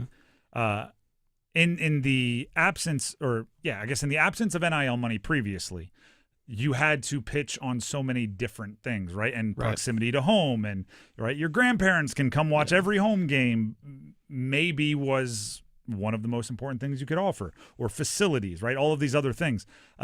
Playing time early playing time. Now that NIL has become so prominent, do you get the sense that, like, hey, I would have liked, like, if I'm the recruit, I would have liked to have stayed in North Carolina, right? I wish my high school coach could coach on Friday and be at my Saturday afternoon game, but the money was so big. Tennessee called or Notre Dame called, and I have to financially, entertain that, and that's what it leads to. Is this just a money problem, I guess, is what I'm getting at here? I would suspect it's a big part of it. Obviously, like, none of these kids are going to say how much they're getting deals-wise from these other places. I would say that some of these places like Oregon and Notre Dame, they kind of scream to me like, yeah, those are some fan bases and popular alumni that would have some money for that. Obviously, it's just a part of it. I think it's definitely a part of it. But I think probably the bigger part is just having that kind of like national recognition in terms of these programs just playing on Saturdays, Saturday nights, playing the college football playoff. That's probably a bigger deal. So here's the way I imagine these conversations happening. I think administrators want to, meaning like athletic directors and those, that level of kind of position, would love to recruit locally. I believe fans, and I've covered college football in a bunch of different states, they love to say, if we just kept the good kids home, we could win a national championship, and bringing up all of the players on these other teams that grew up locally. If we just kept these 9 guys home, we'd have the best offense in the country. And coaches usually respond with, we'd love to keep them home. Like, this is all kind of the rumors.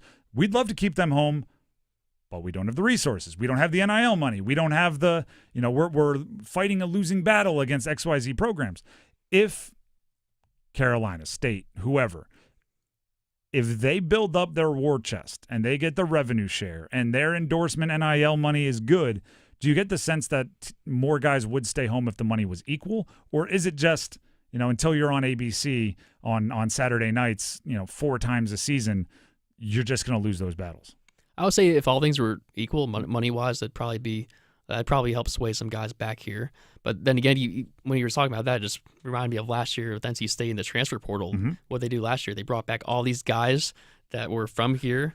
Very true. They all came back. They got good deals, and it just didn't really work out for NC State last year to the fullest extent. Is that the move? That actually, and this will be my last serious question for you. Is the move let them go hate it somewhere else for a year, right? And then we'll get them in the transfer portal for half the price.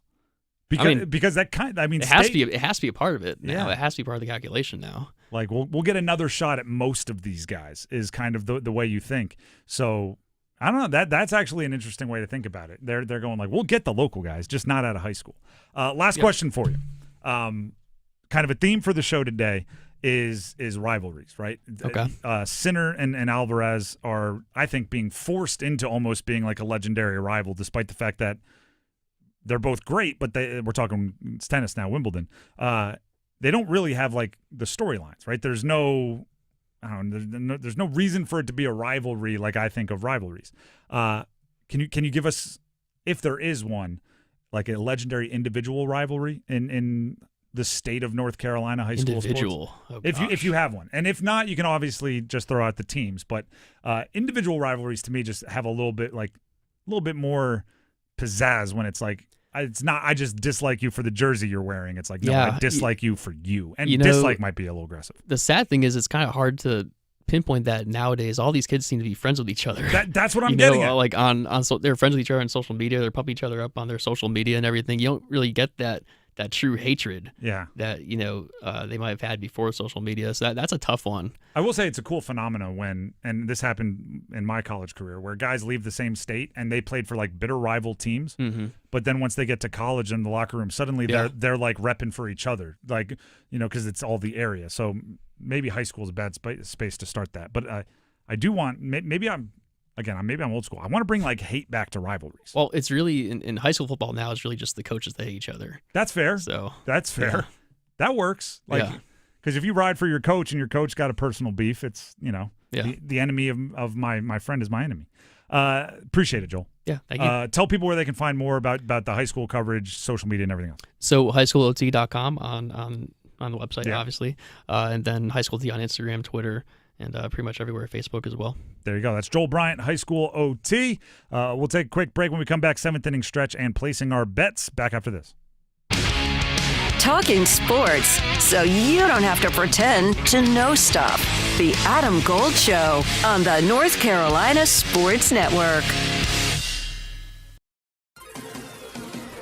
The North Carolina Healthcare Association invites you to listen to this month's podcast, Conversations on the State of Healthcare. Each year, 3.6 million people in the U.S. delay or skip medical care altogether simply because they can't get to a healthcare provider. From long distances to unreliable public transit to the cost of a tank of gas, it all adds up. LaPonda Edmondson, president of the North Carolina Healthcare Foundation, joins me to talk about how their social impact program is making a difference in Robeson County. We're investing $900,000 over the course of 3 years in Robeson County. Our aim there is to be able to support these projects that address transportation as a social driver of health. You can learn more and join our latest Conversations on the State of Healthcare wherever you listen to your favorite podcasts, and learn more by visiting nchealthcare.org. Hello, I'm Steve Troxler, North Carolina Commissioner of Agriculture. Farming's tough. but you're not alone. That's why the North Carolina Agri-Medicine Institute offers the North Carolina Farm Helpline, a free 24/7 resource for the agriculture community. Long hours, difficult decisions, and unexpected challenges can add up. Whether you need to talk to a counselor who understands farming or help with finances, legal questions, or farm safety, call 844-325-3276. That's 844-325-3276, the North Carolina Farm Helpline, a free 24/7 resource for the agriculture community. 844-325-3276, because no one should face farm life alone. Ask any college student. If it wasn't for the last minute, lots of assignments wouldn't get done. So if you haven't figured out your plan for college and how to pay for it yet, don't worry, you've still got time. And with the next NC scholarship, you can still get money to pay for most or all of your tuition. To apply, just fill out your FAFSA and you could get $3,000 for community college or $5,000 for public university, and possibly more. See how easy it is to apply at nextncscholarship.org. Why choose a family physician? Because they provide healthcare expertise for the entire family, care for acute and chronic disease, treat all ages, and most importantly, keep you healthy. In fact, adults with a family physician have lower healthcare costs, better health outcomes, and are hospitalized less frequently. Family physicians, your trusted healthcare advisor for you and your family for life. Brought to you by the NC Academy of Family Physicians. Experience a day of discovery at the world's largest natural habitat zoo located in Asheboro. North Carolina Zoo and Botanical Gardens offers miles of shaded pathways, engaging activities and nature trails, and award-winning educational programming for all ages. Encounter wild animals, flourishing plants, and extraordinary beauty as you explore the ancient Uwharrie Mountains in the heart of North Carolina. Every visit helps save wildlife and wild places. Plan an unforgettable journey at nczoo.org. North Carolina ranks second in the nation in potential agricultural land lost by the year 2040. The NC Forever Farms program supports the preservation of family farms through permanent agricultural conservation easements and has received a record number of applications for 3 straight years. Landowners interested in preserving their working farm through the Farmland Preservation Division of the North Carolina Department of Agriculture and Consumer Services can learn more by visiting ncadfp.org. This is Adam Gold. I did love that Rod video with him, though, when he was trying to communicate. Yeah, you speak hockey. And he was like, it's okay, you don't need to know this, you know hockey. And I was like, oh, heartstrings. It's fantastic. Yeah, no, it was awesome. The Adam Gold Show.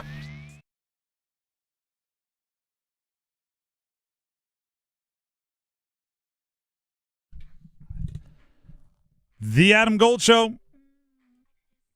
I'm Tim Donnelly, sitting in for Adam today.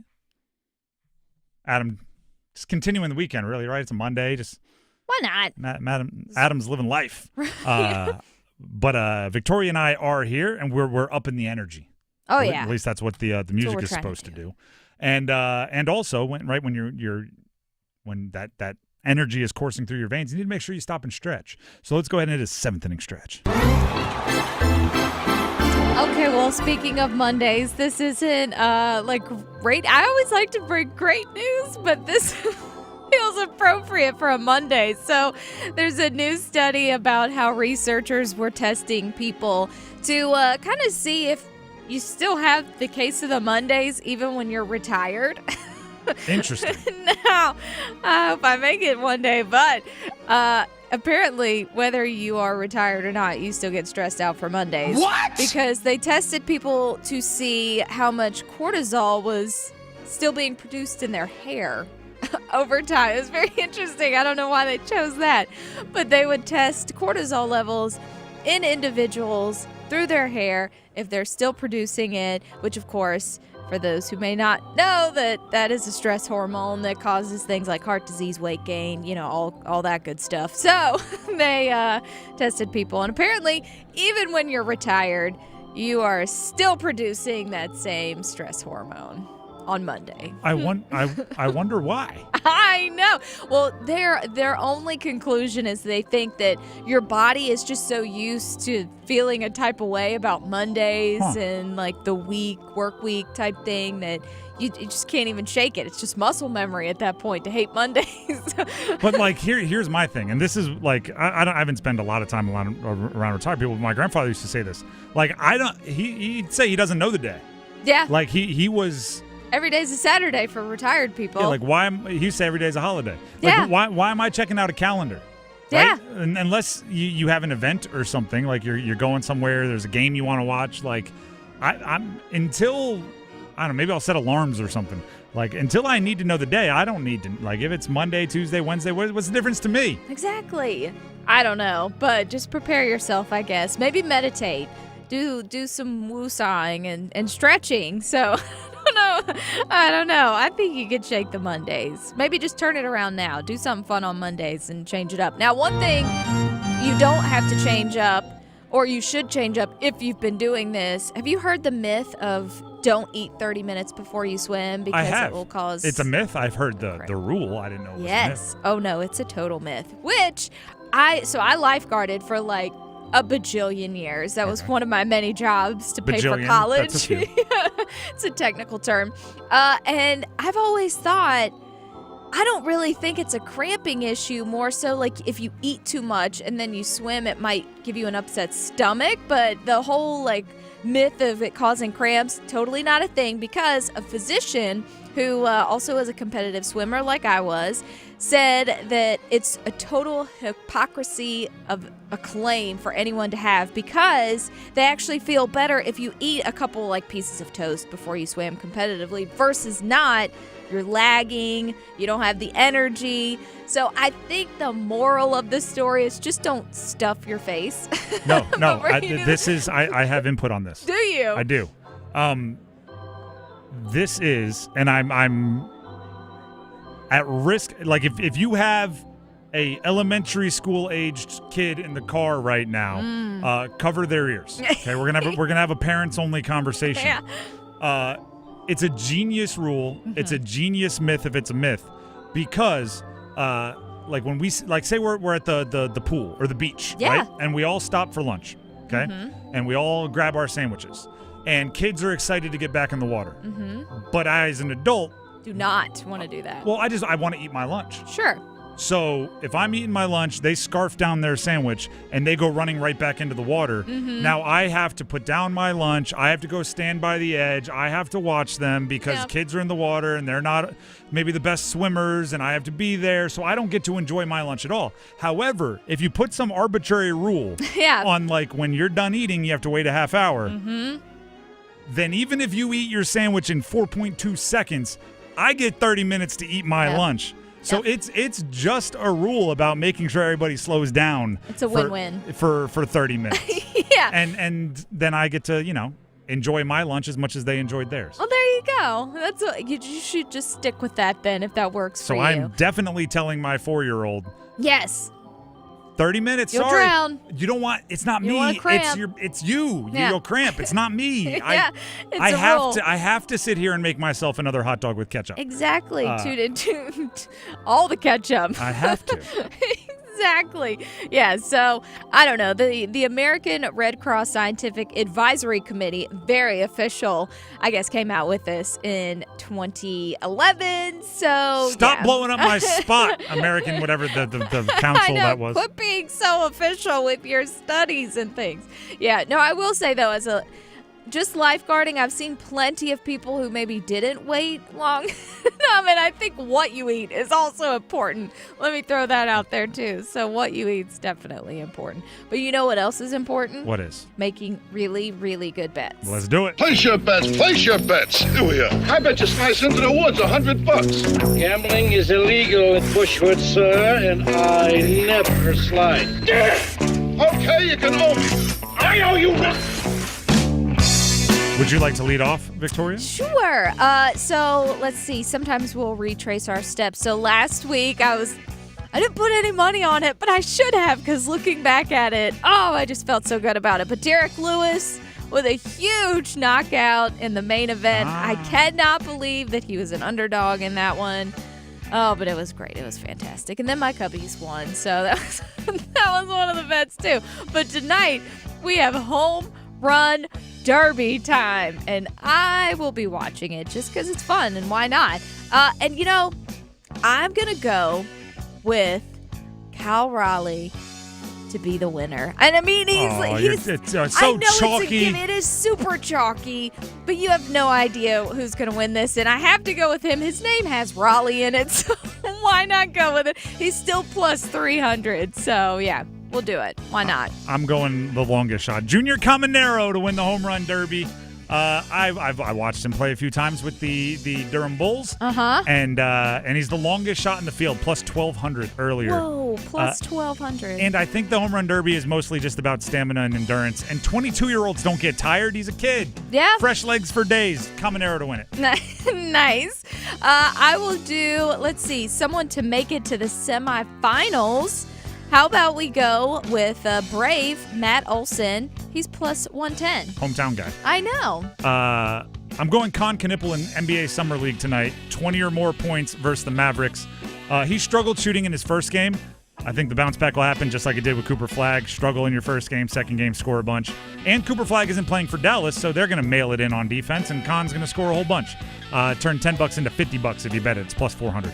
Ooh, nice. I like those. And let's see. You know what? We'll go with the game for tomorrow, the American League versus the National League.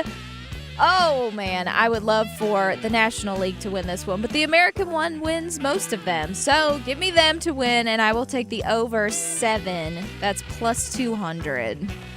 I don't pretend to know much about the WNBA. I know like 4 things about the WNBA. Yeah, no. Caitlin Clark's in it. One of them is Angel Reese rebounds a lot. She does. And sometimes it's her own shot that she misses, and she gets like 6 rebounds. She's averaging 13.8 rebounds per game. I'm going Angel Reese, 14 or more rebounds versus Minnesota tonight. It's plus 110. Again, if all you know is she rebounds, then she's got a rebound, right? Just do a lot of it this time. It's basically what she averages. Yeah. They played Minnesota a couple days ago. She didn't get there, so this time she will. $10 into 21. It's plus 110. Those are my 3 bets. I wouldn't tail them if I were you. Just want that to be known. It happens. At least you're being honest. Yeah. I'll put my own money on it, but I don't want to be responsible for yours. Yeah. We have the Wall of Sound coming up next. Victoria has grabbed the best sound clips from all around sports. We'll play them for you coming up next right here on the Adam Gold Show. Don't go anywhere. Chapel Hill to Charlotte, Greenville to Greensboro. Your sports, his state. The Adam Gold Show on the North Carolina Sports Network. Adam Gold here from my friends at X Golf in Cary, North Carolina's premier indoor golf experience, and I have a great idea. Beat the summer heat and get your golf on at the same time. Grab your foursome, even a sixsome, and head over to the X Golf in McGregor Village Shopping Center. Take advantage of my special buy one, get one free deal. Buy an hour, get the second hour free. Just mention Gold and enjoy. Heck, it's already less expensive than your regular course, and it's not 100 degrees and humid. X Golf in Cary, the home of premier indoor golf in North Carolina. Keeping your engines healthy means protecting them in season and out. Experts trust Stable to do that, and third-party testing confirms it.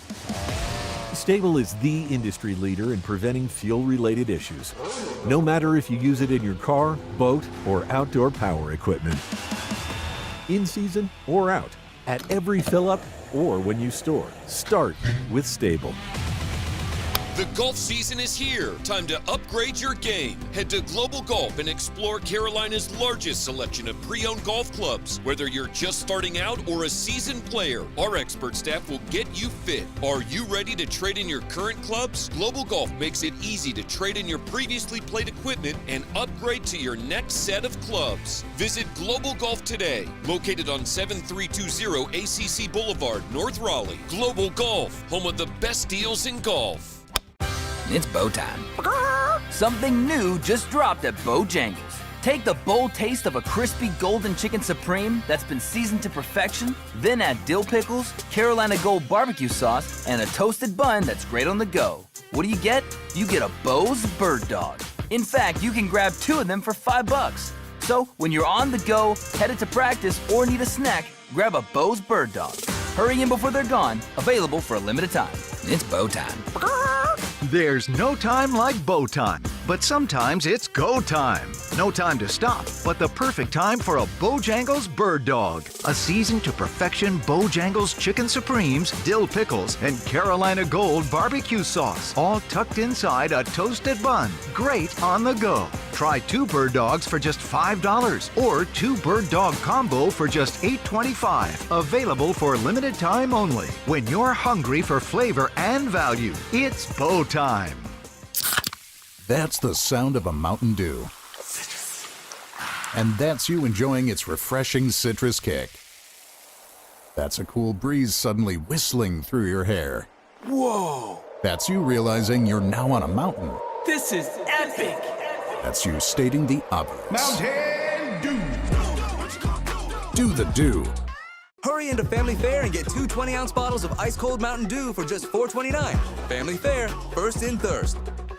At the V Foundation, V is for victory over cancer. V is for victory over giving up. Don't give up. Don't ever give up. Join our team in the fight against cancer at V.org. Fargo, your virtual assistant from Wells Fargo, makes banking faster and easier. Like this. Fargo, what did I spend on groceries last month? And this. Fargo, turn off my debit card. And this. Fargo, what's my checking account routing number? And that's just the beginning. Do you, Fargo? You can in the Wells Fargo mobile app. Learn more at wellsfargo.com/getfargo. Fargo is only available on the smartphone versions of the Wells Fargo mobile app. Wells Fargo Bank N.A., member FDIC. I'm attorney Brian Ritchie. Big truck accidents can cause life-changing injuries, and life-changing injuries deserve life-changing money. I know big truck wrecks, and I know how to fight those big insurance companies. If you've been hurt by a big truck, contact us at ritchielaw.com. I'm on top of it. Broadcasting live from the Lenovo Studios. WCMC HD1 Holly Springs. 99.9 The Fan. The Triangle Sports Leader. Forehand from Świątek down the centre. Forehand down the centre from Anisimova. It's a winner from Iga Świątek, who falls to her back. Clinical, ruthless, merciless, brilliant. Iga Świątek is Wimbledon champion for the first time. Being on a center court for me, it felt like a huge, pressure and a bit too much. But this year I really, really enjoyed it. I feel like I improved my game enough to feel comfortable here. That's what it sounded like after the women's final in Wimbledon. They call it a double bagel. It was 6-0, 6-0. Świątek over the American Anisimova. Now I'm hungry. Double bagels, gotcha going. Double bagels, what are we talking? Cream cheese? Yeah. Everything bagels? Are they Can toasted? we have cream cheese? Does it have to be buttered? And what are we talking here? Is it a bacon, egg, and cheese on bagel? Oh, man. That's delicious. Now I'm hungry. Now the Adam Gold Show, as you can probably tell, I'm not Adam Gold. I'm Tim Donnelly filling in for Adam today. Check out my show if you like what you hear. Even if you don't, you can still check out my show. It's The Drive with Tim Donnelly. It comes on after this show on 99.9 The Fan in the Triangle. So if you're in that area, just keep it tuned. If you're outside the area, check us out on YouTube, 99.9 The Fan. Search for it. Subscribe while you're there, by the way. Past 18,000 subscribers the other day. We're on the hunt for 20,000. So, again, 99.9 The Fan. Search for it. There's content on all your favorite teams from inside the state. Looking forward to you joining that community. I'm also looking forward to the Wall of Sound. The Wall of Sound is a function of this studio. There's no doubt about it. What sound is all over the Wall of Sound for today, Victoria? Okay, so today is heavy football, specifically NFL. Won't hear me complain. Right, no, and I think you'll really like this too because a few of them are all about the QB position. So starting up, we've got one from Damian Woody from ESPN, and he talks about Joe Burrow and how he plays his game. So we'll see if what you think about Burrow in his position. I think Joe Burrow plays the quarterback position as pure as any quarterback in the National Football League. That's it. Like, just playing the position. I'm not talking about above the X's and O's and the spectacular things that we see from Mahomes and Lamar Jackson and Josh Allen. I'm talking about strictly just playing the position from the neck up. I think Joe Burrow is the best. I do. I think he's more than Mahomes. Yes, from the neck up. As far as how you're supposed to play the quarterback position, I would have Joe Burrow number one. All right. I'm gonna be vulnerable with everybody right now. Yeah. Okay. I played quarterback in college at the University of Delaware. I quarterback nerd out. I have group chats devoted pretty much exclusively to quarterback play. I have no idea what he just said. Pure? With the decision, neck up? What is that? Like, oh, Mahomes should have done what? Mahomes makes the right decision. If you think it's only the right decision because he has an absurd arm, it's like, well, do you want him to make a decision that somebody who's less talented would have made just because that's the decision you wanted him to make? Or is it like, no, I have this super talent, I know I do, so I'm going to make those. It's very frustrating to me when people start saying things like playing the right way, playing pure. Quarterbacky has been a phrase used by some. It's very technical. Because it's nonsense. There's the best part about sports is there's a scoreboard. Right. We know, like, the right way to play is the one that wins you games, right? If you're playing pure quarterback, whatever the heck that means, and you miss the playoffs, like Joe Burrow did last year, that's not the right way to play. The right way to play is the one that wins. The right way to play is the one that has the best statistics for your position. The right way to play is not always the way you think, or it's not always the way that the previous GOAT played. What does pure mean? Yeah. Like, oh, does Lamar Jackson fertilize his game with pesticides? Like, it's not farm to table organic? Like, what the heck does pure mean? That's very frustrating to me because we work so hard to speak like highly intelligent about most sports. Then we get to quarterback, which is the most high level of positions in sports, and we resort to just like, I like that one. Yeah. And he wasn't pure. He wasn't pure from the neck up. It's like Mahomes is special. Mm-hmm. Mahomes is different. Mahomes is the best quarterback in the world right now. Do you want him to make decisions that other quarterbacks that aren't special make just because that's the pure way? Or do you want him to know, I'm special? I could take this completion real quick, but I can buy time. I can scramble to my left. I can throw it across my body and have a 40-yard completion rather than a 7-yard completion. Is that less pure? Because I don't care if it's pure or not. I'm taking 40 over 7 every single time. So, yeah, give me Mahomes, and I don't even want to have to explain why pure is a ridiculous description. Well, less pure got him to the Super Bowl and won him multiple times. Got him to the Super Bowl a bunch of times, got him to the AFC Championship. Every year he's been the starter. Right. So give me that unpure. Maybe, I want that tainted. Maybe ugly works. Yeah. So, yeah, exactly. Well, this next one, staying along the QB lines, but a guy who's not quite to Patrick Mahomes' level.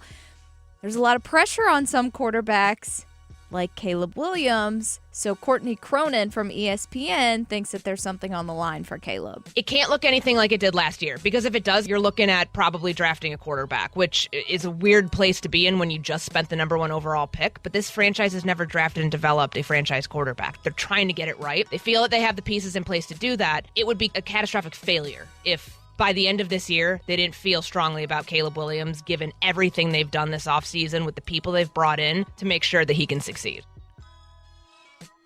Now, I respect, what was it, Damian Woody the first time? Mm-hmm. I respect Woody. I respect Courtney Cronin. You found some doozies here. Oh, thank you. Caleb Williams is not going to be replaced before next season.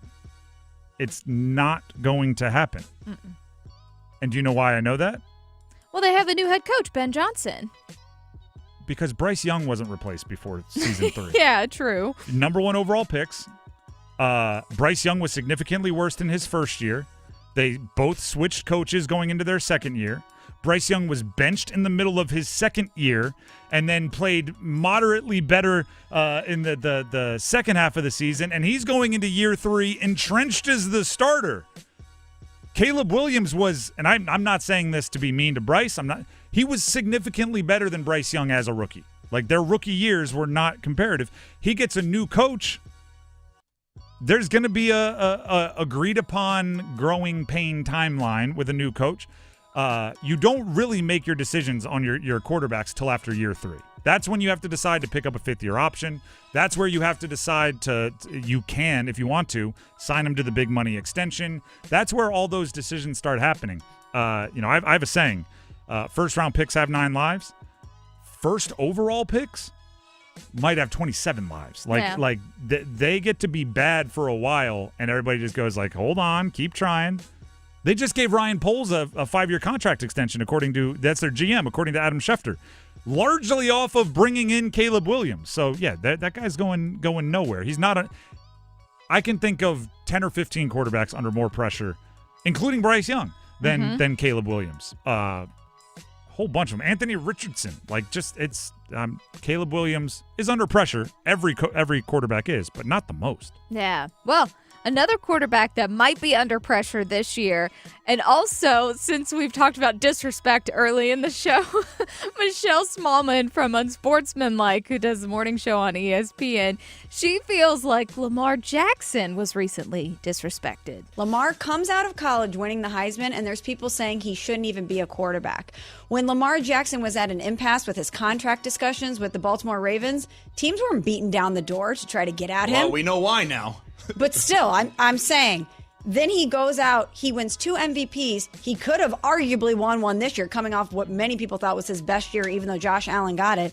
And he's below Josh Allen and Joe Burrow on this list. Make your case for Jalen Hurts being disrespected. I think if we're talking in totality, no quarterback has been more disrespected than Lamar Jackson. No quarterback has been more disrespected than Lamar Jackson.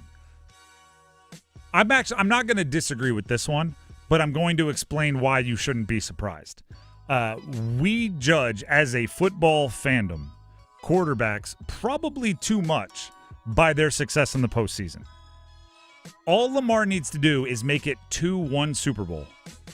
He needs to beat a Josh Allen, a Joe Burrow, a Patrick Mahomes on his way through the ACC to the Super Bowl, and all of this disrespect will be forgiven. The MVPs, and I believe he should have been the MVP this past year. The MVPs are justifying how talented he is. He was a much better passer this past year than he's been in even years before that. But like you got to know how you take the job, or you become a quarterback knowing that you get way too much credit for wins and losses, and you get way too much credit for playoff wins and losses, but also you get way too much blame on that same category. So until he has a little bit more postseason success, there's going to be a bit of a glass ceiling that he can't break through, because other guys have had kind of more high-profile playoff, even individual success, right? Josh Allen hasn't made it to a Super Bowl, but he's had games that are statistically impressive in the playoffs. Lamar still really hasn't had that yet. So a little bit of playoff success and all that will be forgiven. But also, fourth best in the NFL. Mm-hmm. If you have people jumping to your defense for, you're so disrespected being the fourth best quarterback in the NFL, right. That in and of itself kind of shows you how good Lamar Jackson is. It's it's the Rod Brindamore thing for Carolina Hurricanes fans, where he's like, we lost in the Eastern Conference Finals, and everybody is furious. Exactly. That's pretty good.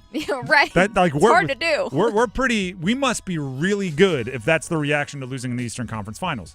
Lamar Jackson must be really good if people are jumping to his defense because he was picked fourth best in the NFL. Mm-hmm. That right there shows he's getting some love. Yeah. And by the way, I think maybe Burrow, just off of, doesn't really have the MVPs and everything. But Pat Mahomes is above him. If you want to put Allen above him, I'm not going to argue. I'd say Lamar is pretty confidently a top 3. He finished 4th. Yeah. Whoa. Yeah. And I'm as How big of a dare Lamar you. defender as you can go back years when I was on the radio early in his career, and I was in drag-out battles defending Lamar. Now I'm kind of like, nah, we're good. Right? There were times when we really needed to defend Lamar. Now we're kind of good. Yeah. We're in the ballpark. We're even on the cards. Yeah. There you go. Yeah. Combat sports. How you like it? I know. I love it. I always love it. We do have one more if you All want right, to do. let's do it quickly, yeah. Okay. So this one, I'm probably going to butcher his name. So this one is about also pressure on the field, but on the other side of the field, this is from Andrew Salaciones from ESPN, and this is about a head coach. When the Eagles were going to NFC championship games left and right with Andy Reid, but they couldn't win the big one. They couldn't win some of those NFC championship games, and then when they finally break through, they can't win the Super Bowl. There were a lot of Eagles fans that were ready to move on from Andy Reid. So I get what Pittsburgh Steelers fans are going through, but the only thing that I can say is you don't know what the other side could hold. Like, it was bad. Chip Kelly was not good with the Philadelphia Eagles. So just because you move on from the guy that you want to move on from doesn't necessarily mean that the next option is much better. Mike Tomlin.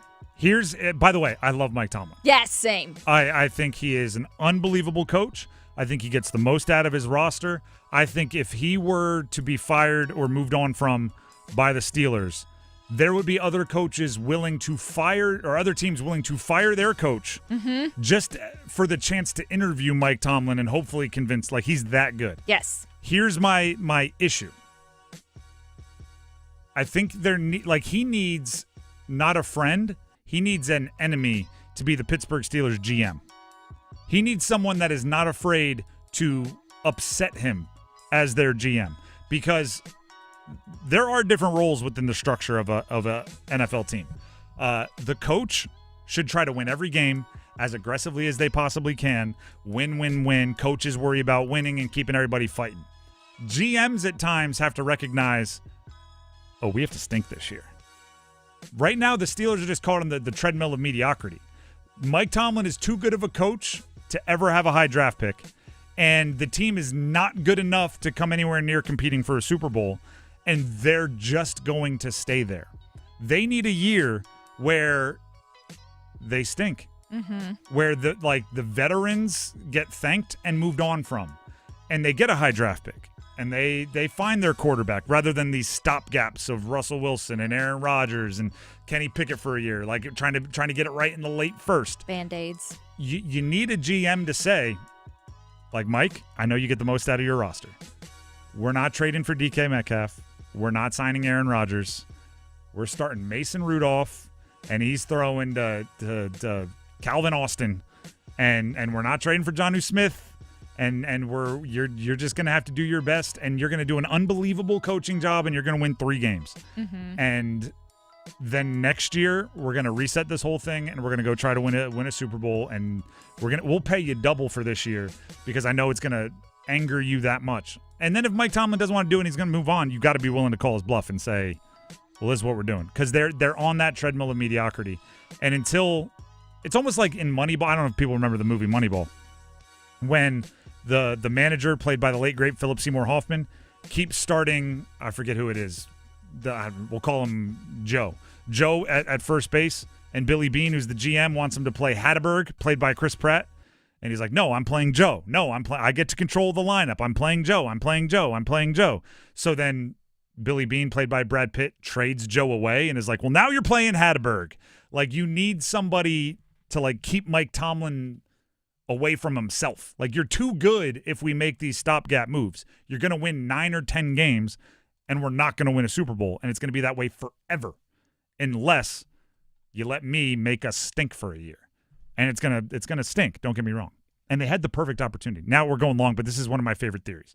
They had the perfect opportunity.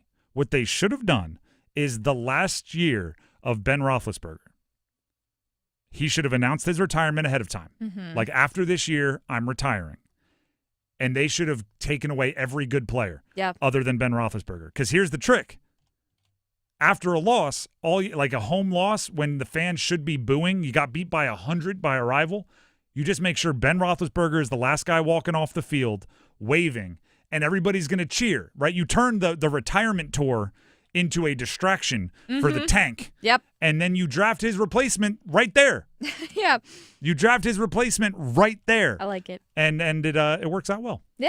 That's They should have. That's all you got to do. But instead, Here we are. And they're going to win 9 games this year. With Aaron Rodgers. With Aaron Rodgers. And by the way, Aaron Rodgers wasn't, I know people like to make fun of him. He wasn't terrible last year. No. And he'll be not terrible this year. And they'll win 8 or 9 games, might make the playoffs. They lose immediately. If they don't make the playoffs, they'll be drafting 16th. Yep. And then Rodgers will retire. And Rodgers will retire, yeah. Do it all over again. Yeah, and they'll go get Kirk Cousins next year. It's unbelievable. The Adam Gold Show will continue up next as we look towards MLB All-Star week, I guess we can call it. Home Run Derby tonight, All-Star game a little bit later on, and more. Stick around. Chapel Hill to Charlotte, Greenville to Greensboro. Your sports, his state. The Adam Gold Show on the North Carolina Sports Network. The Adam Gold Show. Everybody in Duke's starting 5 that made the Final Four got drafted. 3 of them in the top 10. Cooper Flagg 1, Konkadipple 4, Kamon Malawach went 10th. Sion James and Tyrese Proctor also drafted. And I keep hearing, how did they not win the title? How did they not even make it to Monday night? Carolina had Jamison and Carter and didn't make it to the championship game 2 years in a row. It's sports. The Adam Gold Show, weekdays starting at noon on 99.9 The Fan. Walking into work today, I had 2 thoughts. It would either be a gorgeous day to be at the pool or spending the day getting lost on a motorcycle. I'm Victoria Vodenecker here from 99.9 The Fan for Law Tigers, and when there is not a cloud in the sky, all the flowers have bloomed, the humidity isn't at its most miserable, that is a day I would consider perfect for riding. But unfortunately, things don't always go perfectly on the roads, even when you're prepared and aware. So if you're ever in an accident on your motorcycle that wasn't your fault, always remember to call my friends at Law Tigers first before calling your insurance company. At Law Tigers, they're riders too, so they understand. They get the value of your bike, your gear, the investment that you've made, and what it's like to go through an accident. Case evaluations are always free, and you're not going to pay a dime until your case is settled. Call 1-800-LAW-TIGERS, North Carolina's motorcycle lawyers. Law Tigers is a network of independent law firms who are members of the American Association of Motorcycle Injury Lawyers. Law Tigers is not a law firm. At Bailey's, love not only sparkles, but it also gives back. Hi, I'm Marcy Bailey. Yes, we have high-quality certified diamonds that fit your budget. But did you know that when you say I do with an engagement ring from Bailey's, a donation is made to the food bank to help feed a local family of 4 for an entire month? Celebrate your love with Bailey's, where every diamond helps create a brighter future. Bailey's Fine Jewelry, voted the best place to buy your diamond. And we're back talking all things connectivity with Spectrum customers Kev and Melissa. So tell us, how long have you been with Spectrum, and how important is a reliable internet connection? We've been Spectrum customers since we moved 12 years ago. The first thing we did is sign up for Spectrum Internet. You get a lease, you get Wi-Fi. Yes, immediately. We need that. We had Spectrum Wi-Fi before our couch got here. That's true. That's a true story. I'll sleep on the floor, but I won't go to bed with no internet. You heard it here. Switch to Spectrum now.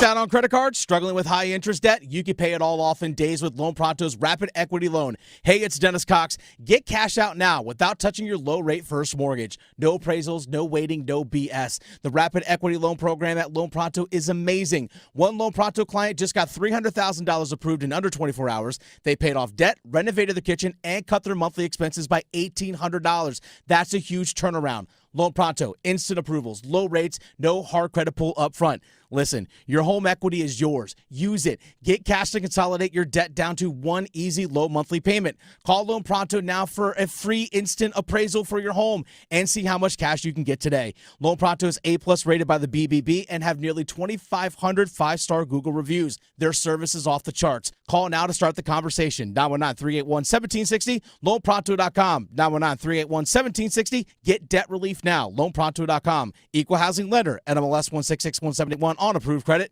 NMLSconsumeraccess.org. It's the July to save. All month long at Wilkinson Chevrolet GMC in Sanford. What's even better than summer? Big July savings. Hurry in now. These deals are hot. Get up to $10,000 off MSRP on a new 2025 GMC Sierra 1500 or finance at 5.9%. Or get up to $10,000 off MSRP on a new 2025 GMC Sierra 2500 HD. In person at Wilkinson Chevrolet GMC in Sanford or online at wilkinsoncars.com. See dealer for details. This is Adam Gold. He doesn't have many years to choose from. No, and part of that was COVID. Nobody's picking COVID. COVID was a great year. Yeah. Look, if you invested in Zoom, Oh, that was a good year. you had a good year during COVID. Yep. The Adam Gold Show.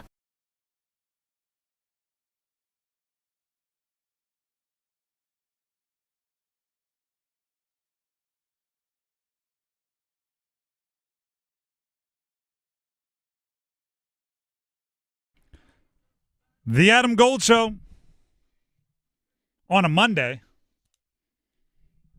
Happy Monday to all of you. By the way, this is one of my little pet theories here, okay? Earlier today we talked about the case of the Mondays and what was it? Was it one hitters? Is that what it was? Seventh inning stretch. Oh, seventh inning stretch, you're right.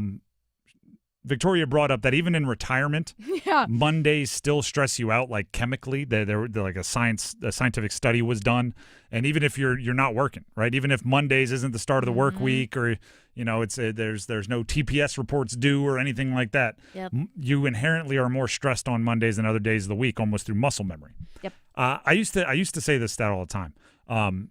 Because for whatever it is on radio, we're very tempted. Maybe it's because we have to intro coming out of breaks. We're very tempted to go like, it's a Monday, wah, wah. Yeah. Like, oh, we're fighting through a case of the Mondays. Yeah. I don't know what it is, right? It's not like we're, roofers in July and Exactly. it's like, we got to go crush our bodies as we lay, I don't know, railroad track down or something. Yeah.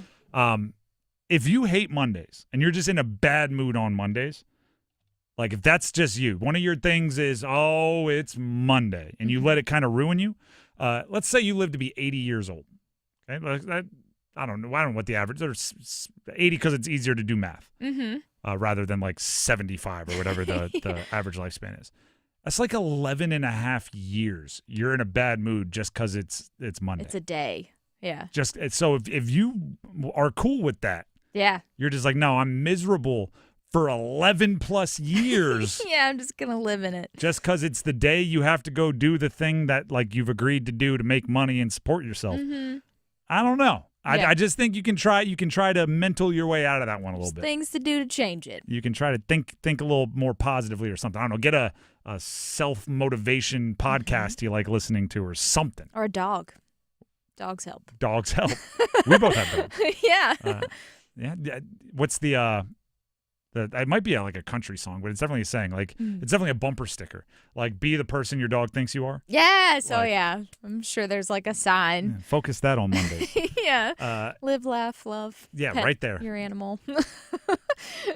As well as like, a couple jokes back there on the.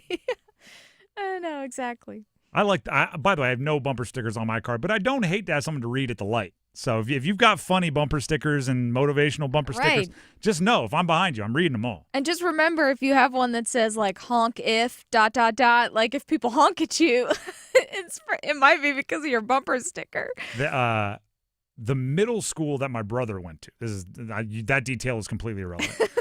They used to give out like the honor student. My son or daughter is an honor student at blank blank middle school.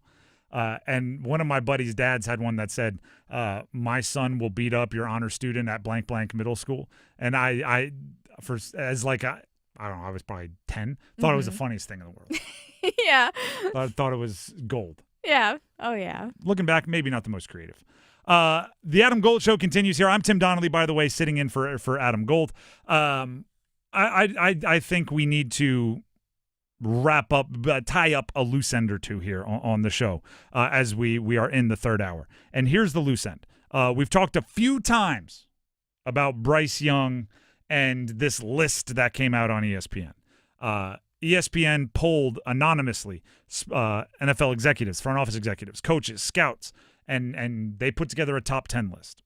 So they had you vote on the top 10, then they took those votes, compiled them, turned it into a top 10 list. They had honorable mentions. They had also receiving votes. Bryce Young is in none of those categories. They had 10 in the top 10, 2 in honorable mentions, 6 more in also receiving votes. 18 quarterbacks received some kind of vote in this anonymous poll, and Bryce Young was none of them.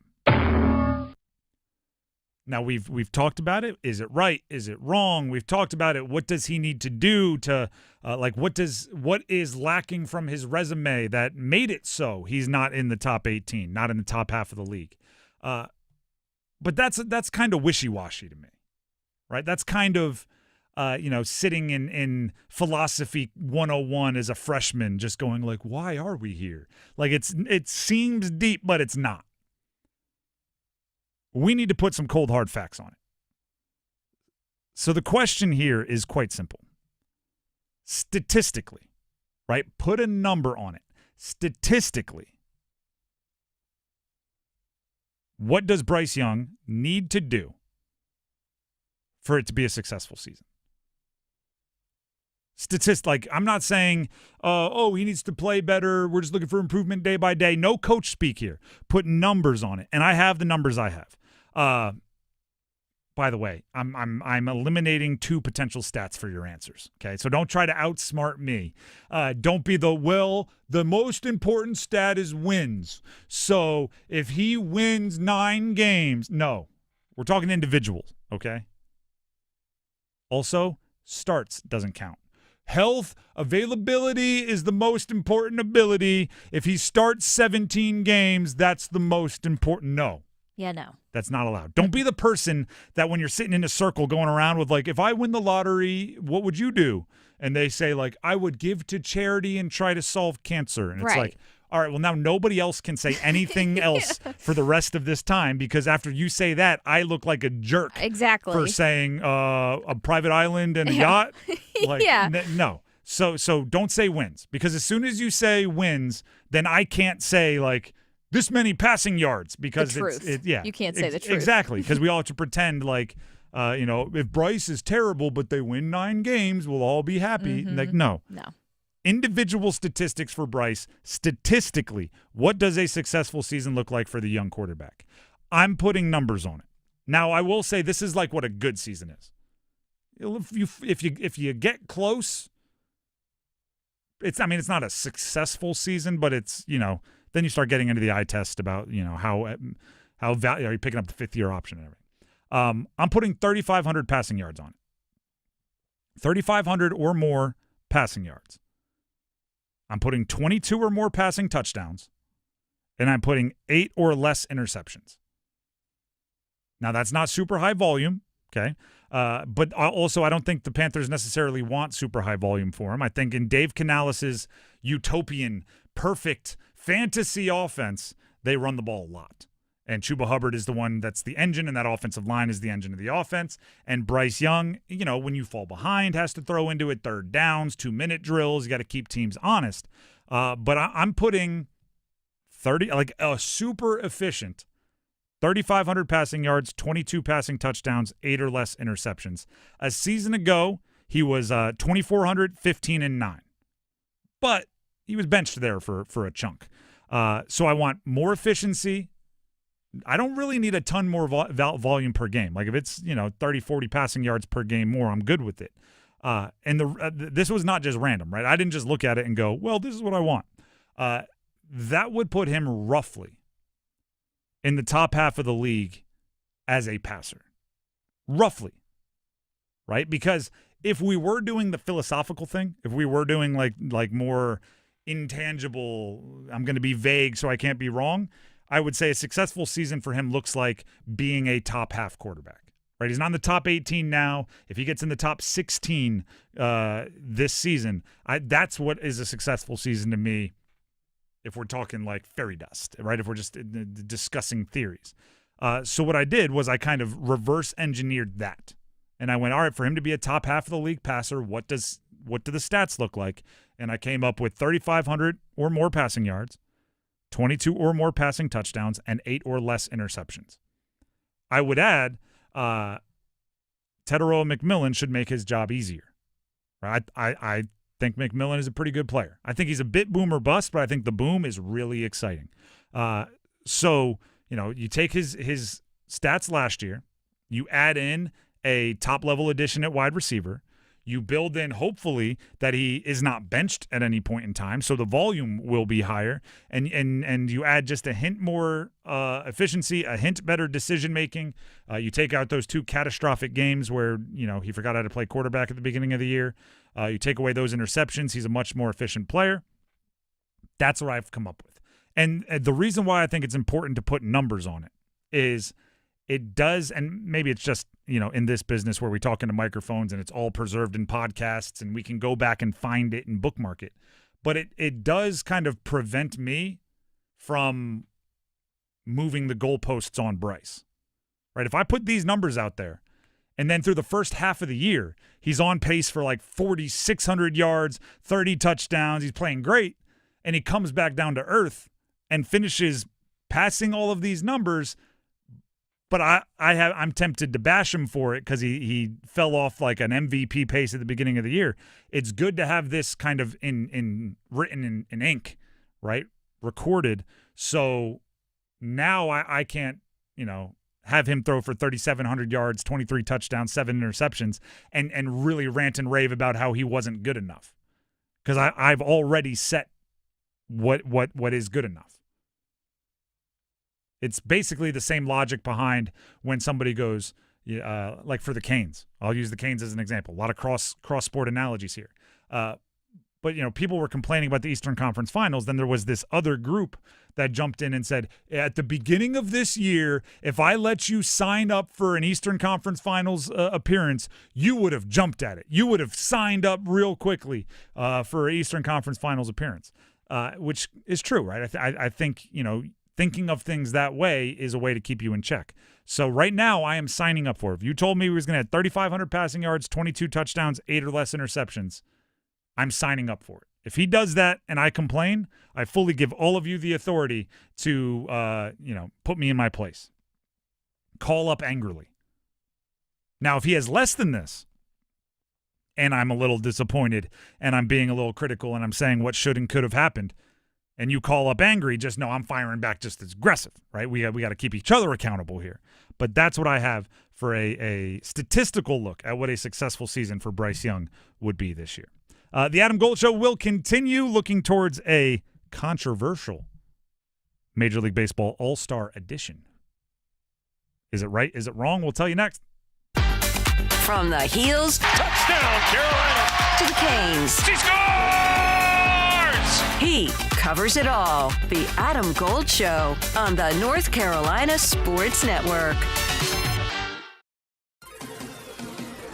The North Carolina Healthcare Association invites you to listen to this month's podcast, Conversations on the State of Healthcare. Each year, 3.6 million people in the U.S. delay or skip medical care altogether simply because they can't get to a healthcare provider. From long distances to unreliable public transit to the cost of a tank of gas, it all adds up. LaPonda Edmondson, president of the North Carolina Healthcare Foundation, joins me to talk about how their social impact program is making a difference in Robeson County. We're investing $900,000 over the course of 3 years in Robeson County. Our aim there is to be able to support these projects that address transportation as a social driver of health. You can learn more and join our latest Conversations on the State of Healthcare wherever you listen to your favorite podcasts, and learn more by visiting nchealthcare.org. Hello, I'm Steve Troxler, North Carolina Commissioner of Agriculture. Farming's tough, but you're not alone. That's why the North Carolina Agri-Medicine Institute offers the North Carolina Farm Helpline, a free 24/7 resource for the agriculture community. Long hours, difficult decisions, and unexpected challenges can add up. Whether you need to talk to a counselor who understands farming, or help with finances, legal questions, or farm safety, call 844-325-3277. 3276. That's 844-325-3276. The North Carolina Farm Helpline, a free 24/7 resource for the agriculture community. 844-325-3276. Because no one should face farm life alone.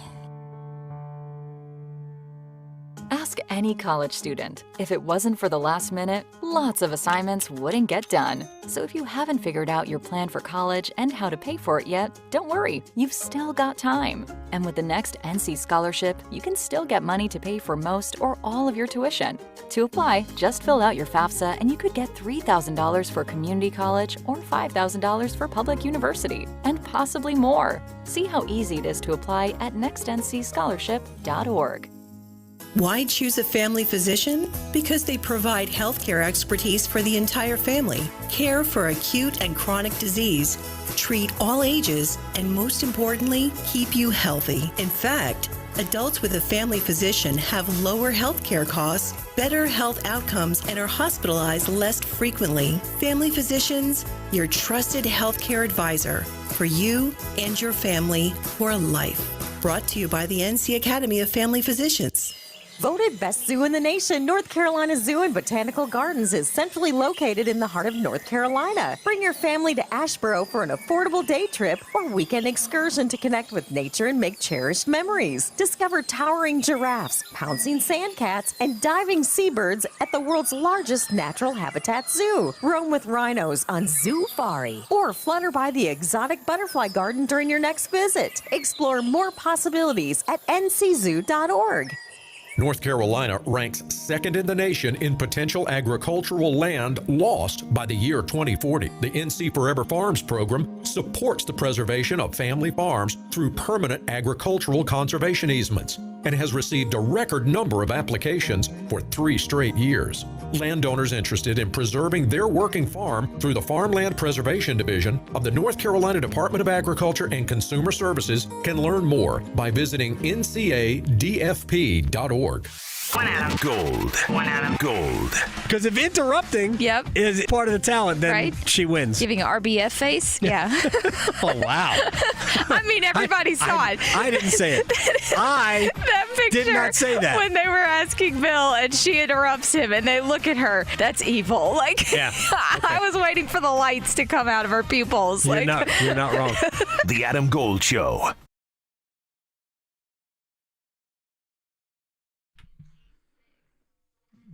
The Adam Gold Show continues.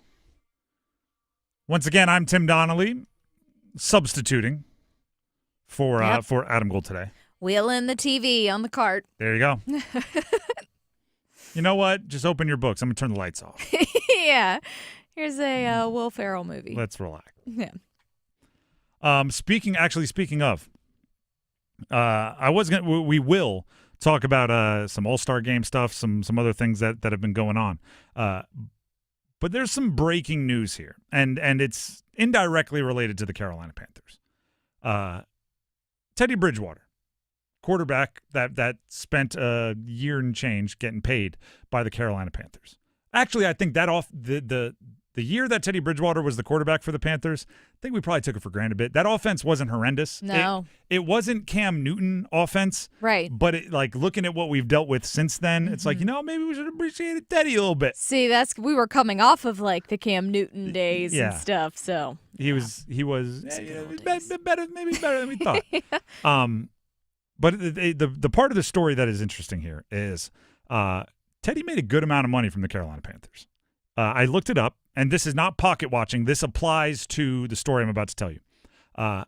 Teddy, in his career, has made about $65 million. Of that, about 30 of it, a little more than 30 of it, 31 million of it, came from the Carolina Panthers. So they paid a good chunk of his career. Now, because of that, he can do things financially that the rest of us wouldn't be able to do. That's just how it works, right? You got $60 million. You live in a different decision-making world than those of us that don't have $60 million. Or, you take away taxes and agent fees, $40 million, whatever you want to call it. He has been suspended from Miami Northwestern, which is the high school he attended, and the high school that more recently he has coached. Okay, and he coached them to a state championship. He's been very involved in their school. This is the ridiculousness, okay? He has been suspended for providing extra benefits to the players at the school. He was, for this past year, coming out of his own pocket for estimated $700 per week for Uber rides for players to get to and from practice that didn't have transportation. $1,300 weekly for recovery services. He was paying for like recovery trucks to show up at practice. $2,200 for pregame meals. $14,000 for training camp finances. $9,500 for custom gear and outfits for the players. This was all coming out of his own pocket. Okay, so he was like,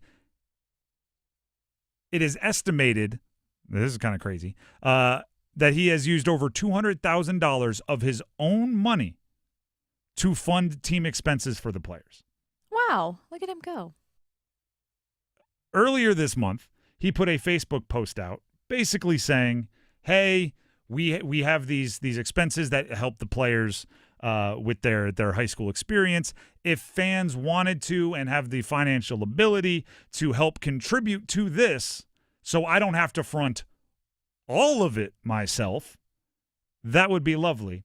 That tipped off, it is expected or assumed that tipped off the parties that be, drew the attention of the Florida High School Athletic Association, and you're not allowed to pay for players meals and you're not allowed to pay for players things like that if you are an employee of the school.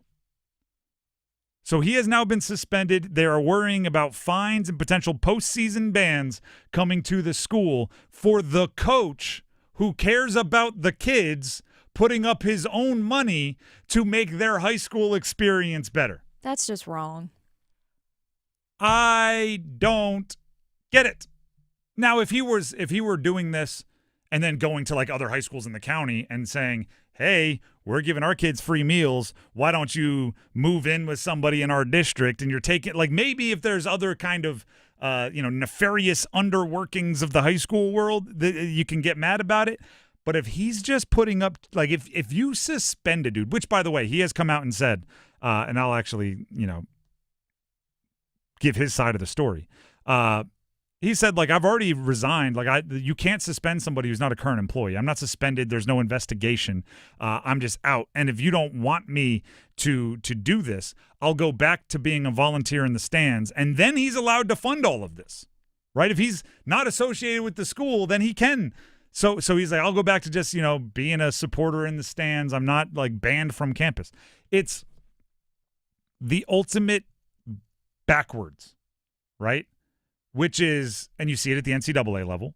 You see it at high school levels across the country, but I guess this time it's Florida High School Athletic Association taking their turn. Before you make a ruling, before you punish somebody, ask, is this good or bad for the student athletes? That's how every decision made by a youth and or college sports administrator should be made. Start with, is this good or bad for the student athletes? Now, I understand if it's against the rules, it's against the rules, okay? And if rules are there for a reason, rules are there for a reason. This is a situation where you work with Teddy. This is a situation where you call up Teddy and you go, hey, listen, that's against the rules, so you can't continue doing it. But we love where your heart's at. We love where your head's at. Unbelievable willingness to spend your own money. We commend you for wanting to change these players' lives. Let's work together with the school, with the county, with the FHSAA, whatever you call it, and find a way where we can do this within the rules and the players can still get the benefits, because there's no doubt in our mind that you are doing something good for the student athletes. Like, you can do both. The recent president, by the way, as the Yahoo Sports article continues, there is a recent precedent for them punishing programs for players receiving free meals and Uber rides. Last year, several players at the First Academy were found to have received impermissible benefits, including a free Uber ride. The FHSAA hit the Royals with a 2-year postseason ban and $36,000 fine as a result. So I just want to be clear here. Teddy Bridgewater paid for Uber rides for players to get to and from practice. Would you rather they walk? Exactly. What's the harm? I've heard Florida's a little toasty. It is. A little hot maybe around training camp. Right? I don't get it. Yeah. No. I don't get it. No. If he wants to take all $30 million he made from the Carolina Panthers and spend it to enhance the lives of youth sports participants, I commend him for it. Yeah, and that's on him. He can do what he wants with his money. He's not doing anything illegal or wrong. That's crazy. It is. There's so many other people that, yeah. That's a good thing that he's doing. There are, by the way, I am the biggest advocate for youth sports in the world. I love what Greg Olson, again, talk about Panthers legends, Youth Inc. He is a massive advocate for youth sports, like, done the right way. Yes. You will never hear me advocate for anything harder, like more passionately than youth sports. I think you learn life lessons. I think a lot of the things that I like most about myself, I learned through youth sports. Yeah. Like, I am all in. There are so many people that deserve to be punished for the way they interact with, treat youth athletes and high school athletes. There are so many bad coaches out there that are reliving their own whatever that are let me think here, like power trips that just got in because they want to be able to yell at kids and like having a whistle that everybody has to listen to. The fact that you get somebody who is pouring their own cash, and I don't know, he made a lot of money. $200,000 is $200,000. Like, that's a car. Yeah. Right? That's a luxury vehicle that he could have bought, and instead he helped the kids. And the fact that now he's getting his name dragged through the mud is absolutely ridiculous. It's so dumb.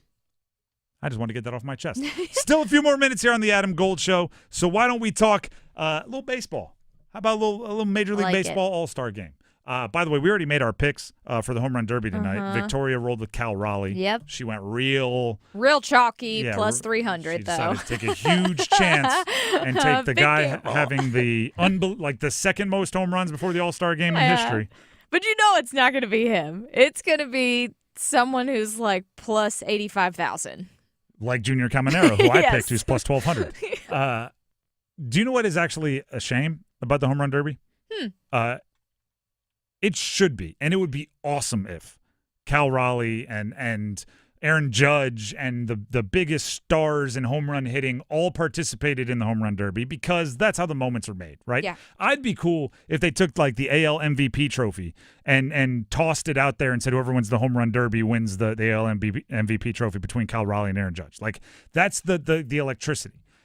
But part of me is also worried because we've seen guys have unbelievable first halves, then they go to the Home Run Derby and something about just swinging as hard as you can for an uppercut like tweaks their swing just a little bit, and then they don't have the same second half. Like, I think it is massively important that stars are in the Home Run Derby for the kids to watch, for new fans to be created, for the electricity of the event. But I'm also a little worried that Cal Raleigh is on pace for likely the best hitting season a catcher has ever had, and he might tweak his swing in the wrong way in the Home Run Derby. So That's I'm why like, some guys don't do it. This is like my own personal conundrum, because I'm like, oh, good, he's playing. Oh, no, he's playing. Please don't get hurt. Yeah, it's not even just hurt. It's like, swings are such fine. It's like a golf swing, right? You don't even know you changed like the placement of your left pinky, and now all you can hit is slice. Yeah. I'm worried for him, but I want to see him win. But I'm worried for him. But it's good that he's there. All right. But I know. I'm not trying to throw shade at the girl who may have had problems with some things. The anthem, hopefully they have that situation figured out for this year, if people remember last year's anthem. At the Home Run Derby? I don't remember. Oh, you don't? Ingrid something or another was highly intoxicated, I think. Yes. She was awful, which, to be fair, I feel like I've recently heard her do a national anthem sober, and it wasn't much better.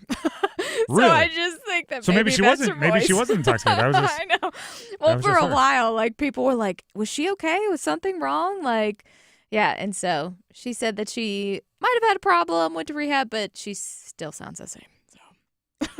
So Hopefully they have a good one. Yeah, I was gonna say they're gonna have like a children's television star or something, just somebody that is like super squeaky clean to it this year. They should get the harmonicas from hockey. Was it the Kings that have the the anthem? Something like that. One of them has harmonicas for the anthem. That was really No, for the entertaining. Derby, it should be somebody big. It should be like a superstar. Yeah. I mean, I hope it is. I didn't know who this person was until she did it last year. Who's like they should get like I don't know who's the espresso girl. That girl. Oh, Sabrina Carpenter. There you go. Somebody that's like so hip and now. Right. That's what they should do with the home run I derby. know. Is anybody I was gonna say, is anybody like dating like a Travis Kelce situation where they're dating a Swift? Is any does any All-Star have like a pop star girlfriend? Right? I don't know. Dating a singer somewhere. Who There you go. knows? Put them out there. Get Kelly Clarkson out there. Why not? Kelly Clarkson would be fantastic. Yeah. Kelly Clarkson, unbelievable. It's like Right? people don't talk about that enough. My wife is a big Kelly Clarkson fan just because of her talent. Mhm. On her show she does the now I just get to nerd out on singing. I'm the least musical person on the planet. I can't sing. I can't understand beats or notes or anything. So I am wildly impressed when videos show up of like they go viral of like somebody writing a song. Oh, yeah. And that stuff fascinates me, Mhm. where they're on the piano and they're figuring out the lyrics and what if we change the key? Like that Mhm. stuff is bananas to me. She can do it all. Oh, Like, yeah. like on her show, she does the little thing where she covers everyone else's songs. Yeah. I don't like if I were another singer and she asked me like, "Hey, can I cover your song?" I might say no. Yeah. And Don't do that's- it better than me. And that's out of respect because I'm like, well, then everyone's going to take my version off their iPod and put your version on there. So no, you can't, Kelly. Right. I appreciate the Thanks offer. for asking, but Yeah. no. Unless you want to duet because I need to be on there somewhere. Exactly, yeah. But then I'm just getting blown off the stage right next to you. Might still bite you. Goodness. There was a whole bunch of All-Star stuff I wanted to talk about, but we don't have time. So instead, we'll do this. Sinner, Yannick Sinner and Carlos Alcaraz battled in the Wimbledon final. The two of them have now combined to win the last 7 Grand Slam tennis matches. Sinner beat Alcaraz. I wouldn't say it was each set was close, but ended up being 3-1. People are forcing the rivalry. In the 4 o'clock hour on my show, The Drive with Tim Donnelly on 99.9 The Fan, which follows this one on 99.9 The Fan. If you're in another market, if you're listening on another station somewhere else in the state, you can find it on 99.9 The Fan's YouTube page, live streamed. We encourage you to check it out. But we are going to ask for the best individual rivalries of all time. Okay, we're talking people one-on-one, mano-a-mano. I'm not talking Duke, Carolina. We're not talking Red Sox, Yankees. We're talking individual players, and we want to hear from you. So start thinking about it because I contend that we need more individual rivalries now. We're in a weird drought of individual rivalries. Maybe Sinner and Alcaraz can fill that. I know there's a lot in the MMA world, or at least there was. For a chunk of time, there was a lot. But now there's of not. Beef. Yeah, They're going away. They are a little bit. Which is bad. It's bad. So we're gonna see where the seeds are planted that we might be able to grow a rivalry. That's in my show coming up next. Thank you to Adam and thank you to Victoria for letting me have some fun on the Adam Gold Show. Hopefully you did as well. Follow me on Twitter at Donnelly Sports, and I'll see you next time.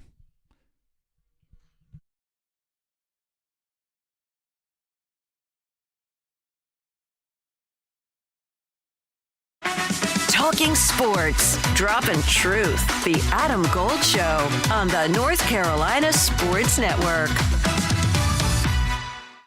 Hey, it's Adam Gold for my friend Gordon Miller, Miller Lending, Kildare Farm Road in Cary. Gordon is the man who invented the no closing cost mortgage back in 1987. They have been on Kildare Farm Road in Cary since 1996, saving me, your neighbors, thousands of dollars by not paying closing costs. And as we get to Friday and the weekend, all I could think of is relaxing, leisure, maybe sipping a gin and tonic.